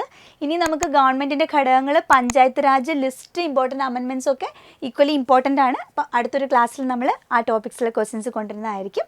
അപ്പോൾ കൃത്യമായിട്ട് നിങ്ങൾക്ക് അറിയാത്ത പോയിൻറ്റ്സ് ഒന്നുകൂടെ പഠിച്ചുറപ്പിക്കുക. വളരെ കോൺഫിഡൻ്റ് ആയിട്ട് ആൻസർ ചെയ്യാനായിട്ട് നിങ്ങൾക്ക് സാധിക്കട്ടെ. എല്ലാവർക്കും ഓൾ ദ വെരി ബെസ്റ്റ്. വീണ്ടും കാണാം.